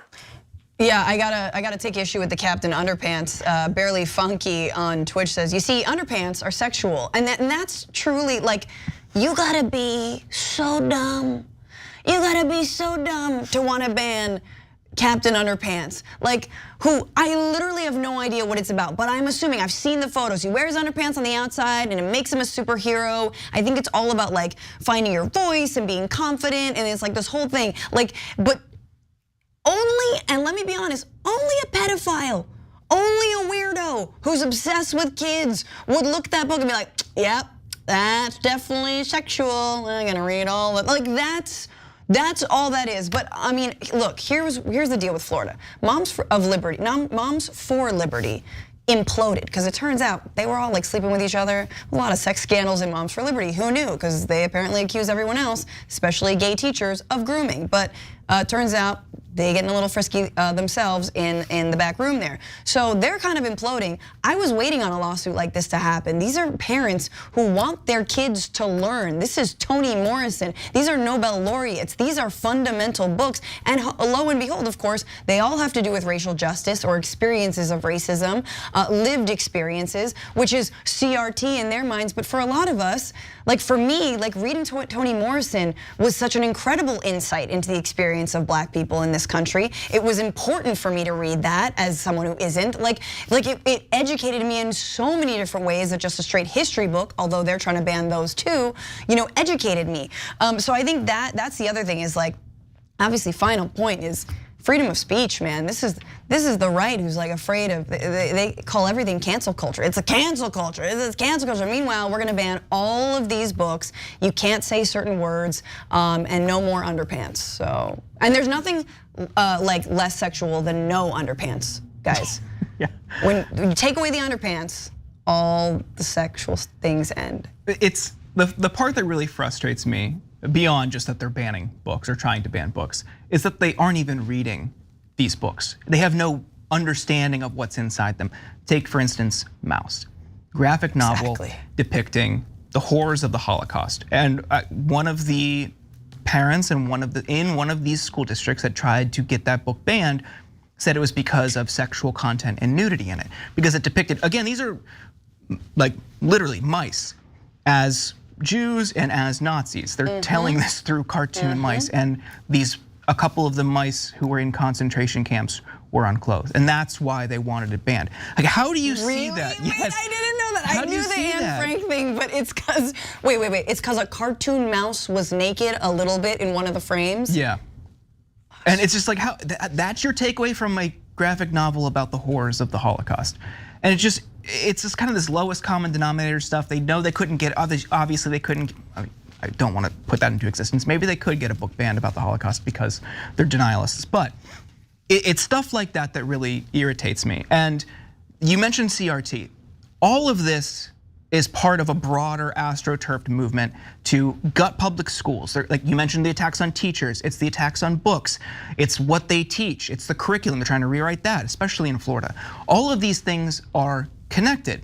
And it's ultimately a distraction. You're focused on that while they're trying to gut public schools in this country and get through voucher systems and through investments in private and religious schools, just totally trying to privatize education, K through 12 education in this country. And it's frustrating, you have to fight back, but also at the same time, you have to stay focused on that because you don't want to let them get away with it. Can I just point out really quickly that this follows the same pattern that a lot of our Supreme Court cases have followed, which is a small minority, an astroturf movement, as Jordan says, is able to funnel up a case. A non-existent website designer in Colorado who never designed a website for a same-sex couple before, suddenly is now going to creating a court case that they were obligated to create a same-sex website. Well, that never actually happened. This person never solicited them, and that case gets up to the Supreme Court, and now discrimination is legalized again based on sexuality. Same thing here. 11 people responsible for 60%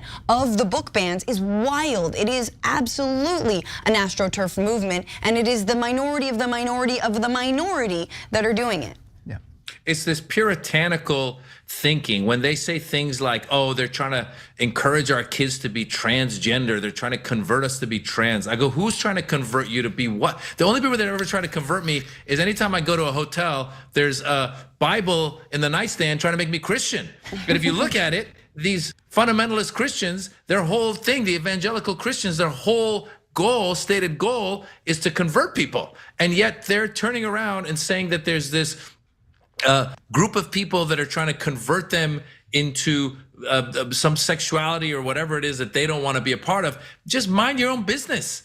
And the puritanical thinking in our country is so backwards. I was in Holland once on tour, and I was at a hotel, regular hotel, and I went to use their spa, and they gave me the bathrobe, and I'm walking around, and there's another guy walking towards me. He's got no bathrobe on, he's naked. That's fine. I've been to spas where guys are walking around naked. I keep walking. A girl walks past me, she's naked. I'd never been to a spa, there was men and women naked. And I asked this one guy, I go, what's going on? Why are you guys so comfortable with like nudity? And they go, we don't make that a big of, it's not sexual, it's just they're naked. And he goes to me, he goes, we don't understand how you guys are so obsessed with nudity and so scared of nudity to the point where when Janet Jackson's nipple came out during the Super Bowl, you guys lost your minds and she had to flee the country. Meanwhile, all of your film, it's true, all your film and TV programs are, people are shooting each other all over the place, and you don't care about killing each other, but you're worried about a little nipple. So with that said, had a pasty over it and everything. Whatever it is, it's this puritanical thinking that is destructive, and it's a small percentage of people, as you said. I mean, well, in America, there's a big group that's doing it. But if you looked at it, if you actually took a vote, you would see that most people want to move forward and want their kids to be educated on things of related to race, related to sexuality, all of it. And yet these people are holding us hostage. And good for these. There's this group in Florida trying to fight back. Yeah, absolutely. We got carried away, and I think we have to take our second break now to read some comments, but we'll be back after this.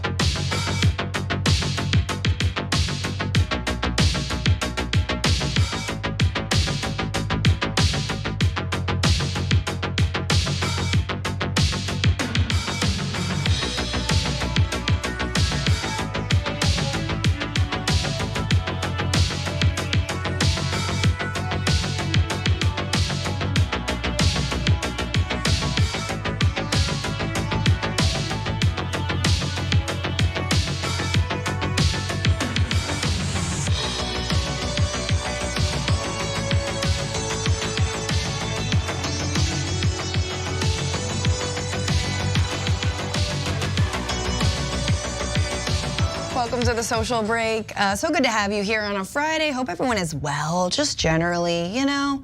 I had to read a comment because it reminds me to plug something. Funkin' for Fun member on YouTube says, Franny, I'll try and see you and Matt when you come to Chi-Town. That is correct. I'm gonna be at the DNC, not at the DNC, but in Chicago for the, it doesn't matter. You come see me on August 19th, which is a Monday, and Tuesday, August 20th, which is a Tuesday. I just said that. We're gonna do a live Bituation Room, which is my podcast with my husband, Matt Lieb, who's gonna do his podcast, Bad Hasbara. Tuesday, we're gonna do live stand-up, so it'll be good. Monday, Tuesday, check out thelincolnlodge.com/calendar or francescafiorentini.com. I'm sorry, no more plugs, but come see me, Chi-Town. 36 Chambers Dragon, I'm in Colorado. If Maz makes it to Denver, I'll make the drive up. I'm coming to Denver. All right. Just announced, Denver in September, Comedy Works, downtown. Be there or not. Well, 36 Chambers Dragon is going. Ew, Pineapple Pizza, Francesca Slade on Piers Morgan. Thank you, thanks very much, appreciate that.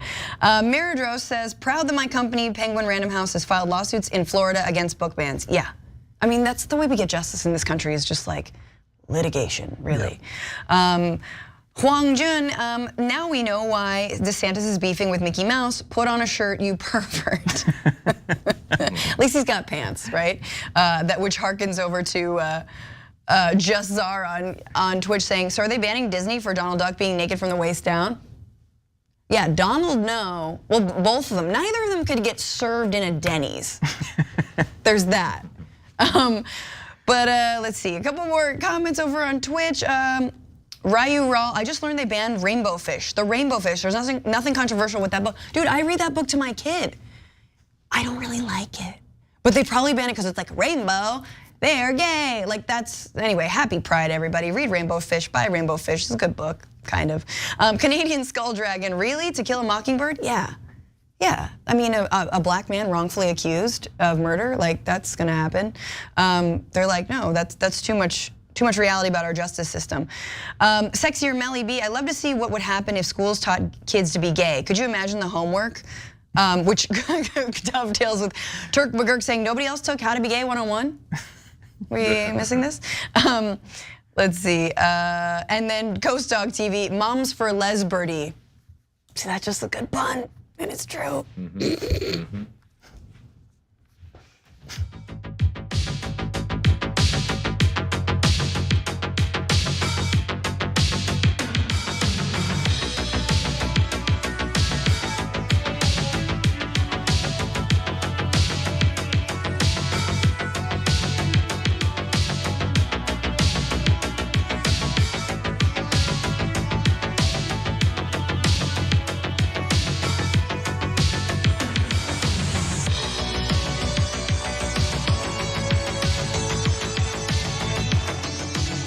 Welcome back, Maz Joe Brownie, Francesca Fiorentini. I'm Jordan Yule. We've got, well, it's Pride Month, as Francesca just talked about in the last break. And we've got quite a doozy of a story for you here. Take a look. Let's just see what happens when we do exactly what the rainbow flag tells us to do, and that is integration and syncretism and combining spirituality and sexuality and demonism and environmentalism and rebellion into one consistent summary. And here's what we get. We get darkness. Friends, this is not progress, this is darkness. I just want to point out the crowd saying, oh wow, as if that was some shocking revelation. So, according to the Colorado GOP, the pride flag is so dirty, as you saw there, it needs to be burned. Earlier this week, the Colorado Republican Party sent out an extremely homophobic email that included a link to that sermon you just saw from Pastor Mark Driscoll. And you can see the imagery from that email here. The email went on to state, the month of June has arrived, and once again, the godless groomers in our society want to attack what is decent, holy, and righteous so they can ultimately harm our children. Throughout June, we will share more sermons from Pastor Driscoll and encourage all to listen to his messages and resist the evil that is trying to indoctrinate children, undermine parents, and harm families. Thank you. And as we said last year, together we can protect our children and future, but only if you get involved and defend the most vulnerable in our society from these woke creeps. It was signed by Chairman Dave Williams and included a PS to reread their anti-pride email from last year. And remember, God hates pride. In response to the initial coverage of this email, the Colorado Republican Party posted this on Twitter. Burn all the hashtag pride flags this June. The homophobia from the Colorado GOP isn't new, but it's definitely getting pushback even from people in their own party. Vladimir Archuleta, congressional candidate and president of Colorado's Log Cabin Republicans, was quick to renounce the party's email. Yesterday, the Colorado State GOP sent out an email with the subject line, God hates pride. I have been an avid critic of where the celebration of pride has gone in recent years and a firm supporter of protecting children from environments and entertainments that are of an adult nature. However, this email went too far and was just hateful.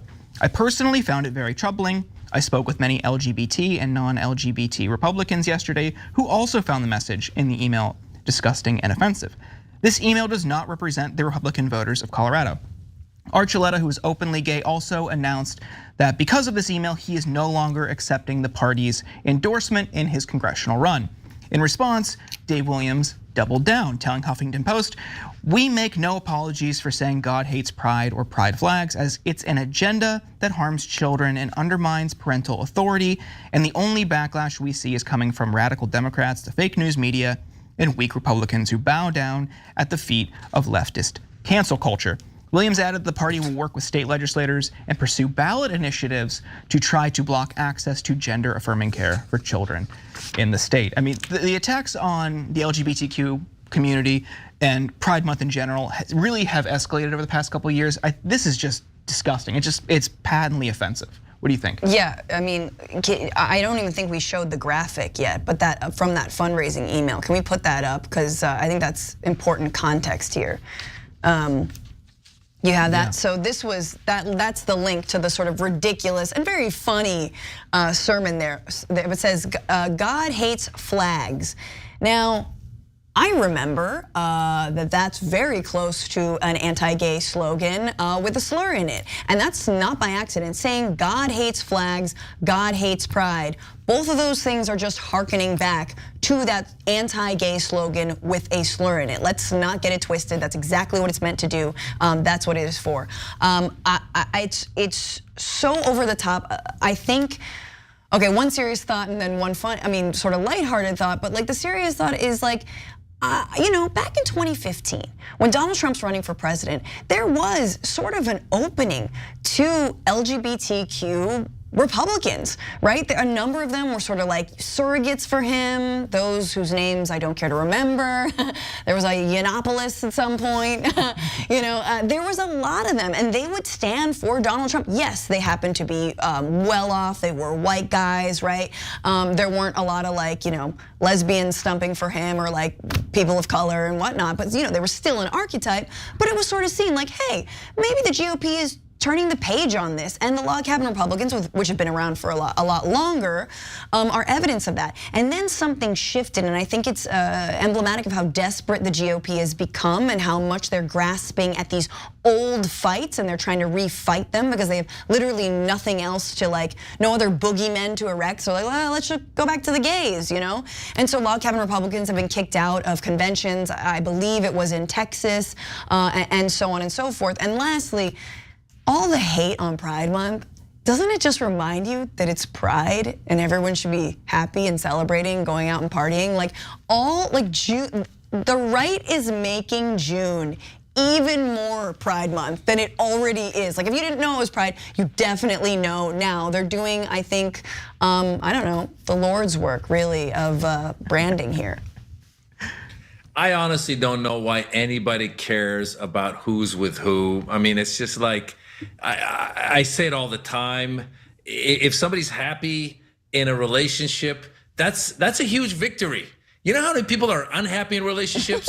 You know how many, you know what I'm saying? If someone's happy in a relationship, whether it's gay, straight, LGBT, I don't care what it is, you should be happy for that person. And these people like you said, Francesca, they go after the boogeyman, and usually the boogeyman is a minority. It's a smaller group, and they can definitely team up on that group and say that this group is. Here's the problem. The problem is gay people, and this has been going on for thousands of years. The fact that we're in 2024 and these people can still do this. First of all, that video was ridiculous. I thought he was going to make a margarita or like a cosmopolitan and be like, "It's Gay Pride Month." I thought that's where he was going with it. I was like, "Oh, this is what a cool way to celebrate Gay Pride."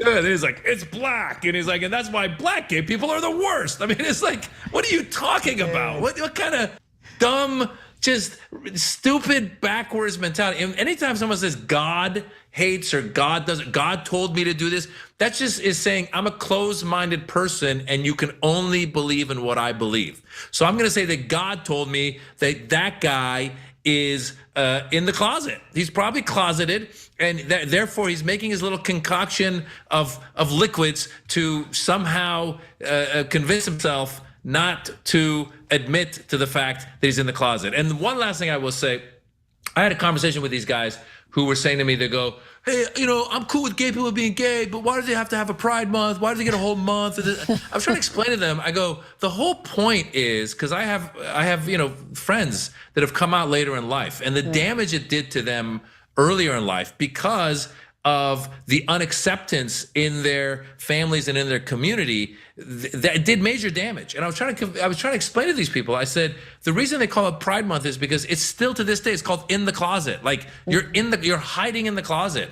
And the idea is that it's okay to be whoever you are, and you want people to know that from a young age. And it's unfortunate that there's still a lot of families and a lot of communities who don't relate that image. That message to their loved ones at any age. Like, you should tell your loved ones, your children at any age, that you are perfect and I love you whoever you are. And it's unfortunate, and that's why I was trying to explain to them the reason you have Pride Month. Part of it is to say, hey, it's okay. If that's what you are, it's okay to be that. And so these people that are fighting Pride Month, and why do they get their own month? Why don't I get my own month?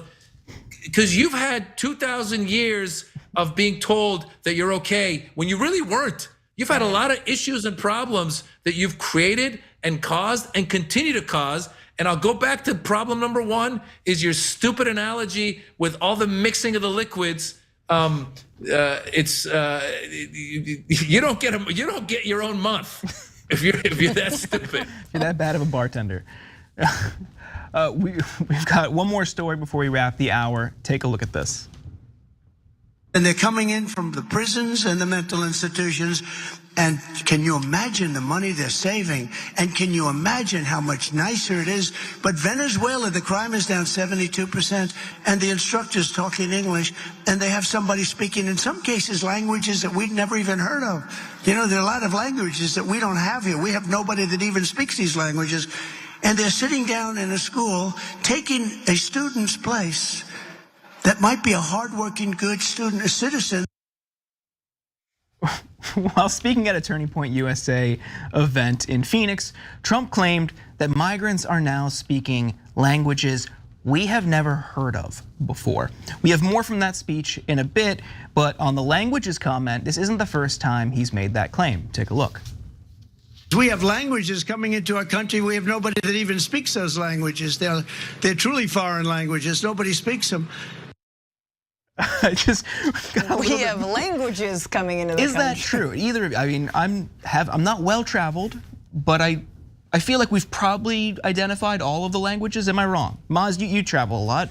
Is that true? Well, first of all, I'm going to take a moment to say that he said they're sitting in on the classrooms and taking the places of some student that's probably a good student.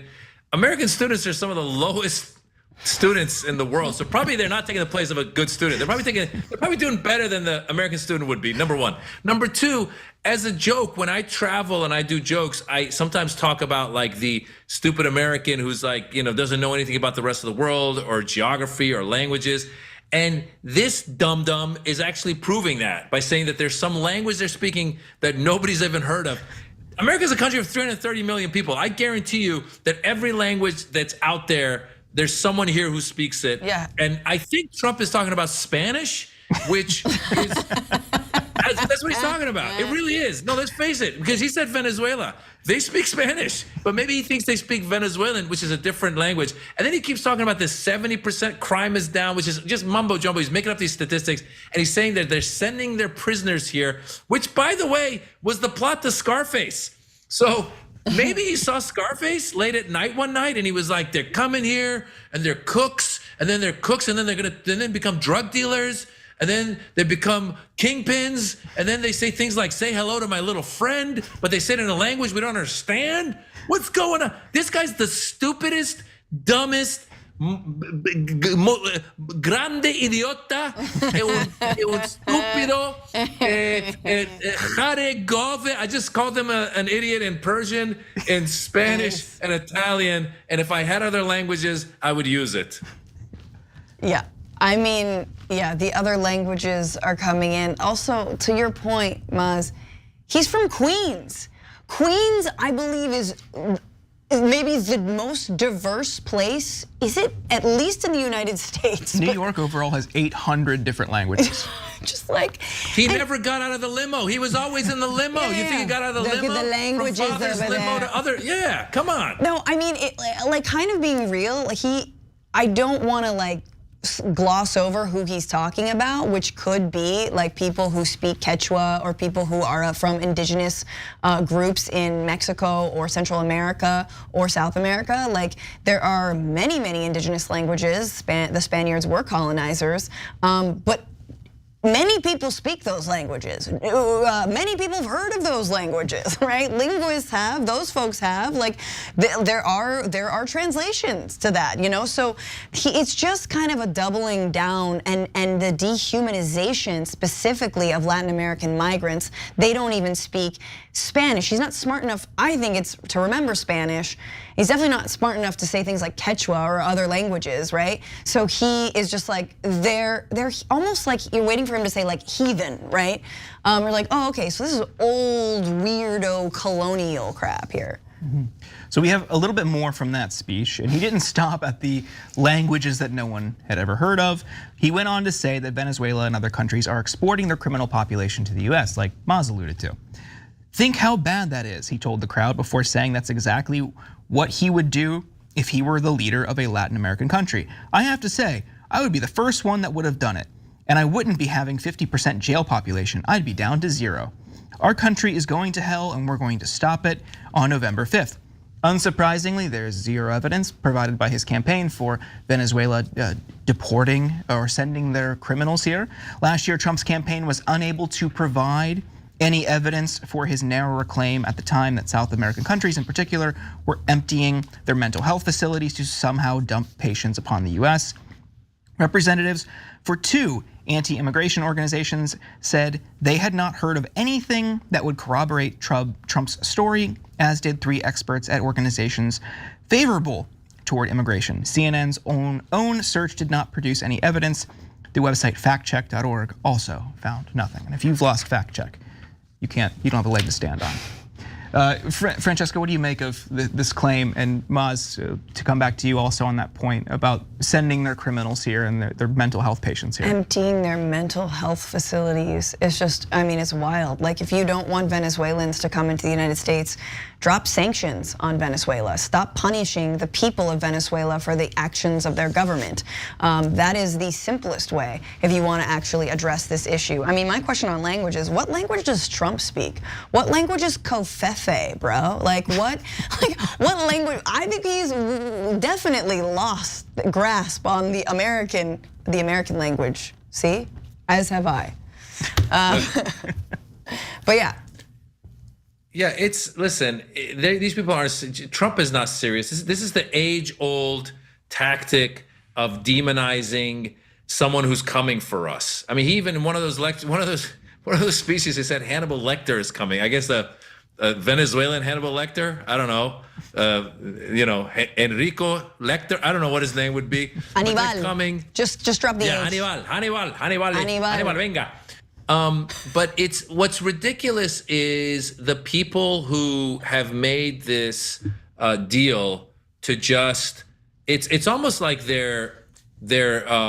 it's like a Stepford Wives kind of a situation where you see these Congress people and they'll put the microphone on their face and they go, "What do you think of his claim that there's 70% of the prison population from Venezuela is coming?" And they just go, "Yeah, he's right. These are people that just support him." Right. The same way that they supported him when he was indicted, when he was convicted, the same way that they have now. He did this interview just a few days ago and he said, "I never said lock her up" to Hillary Clinton. So he could just say whatever he wants, and there's a whole swath of people that don't care. That they don't care. You could throw the facts at them. What you were just saying, Francesca, about Venezuela and the economy. One of the reasons crime has gone down in Venezuela, they were saying, was that there's just no money. There's no one to rob, right? Because no one's got money to be robbed. And by the way, statistically, America, crime has gone down as well. Well, that's all the time we have for this hour. Join us in the bonus episode. We got a story about Kendrick Lamar, a story about Mr. Beast. Maybe they're connected, maybe they're not. Tune in to find out. We'll see you on the other side. That's what I do. I just do it.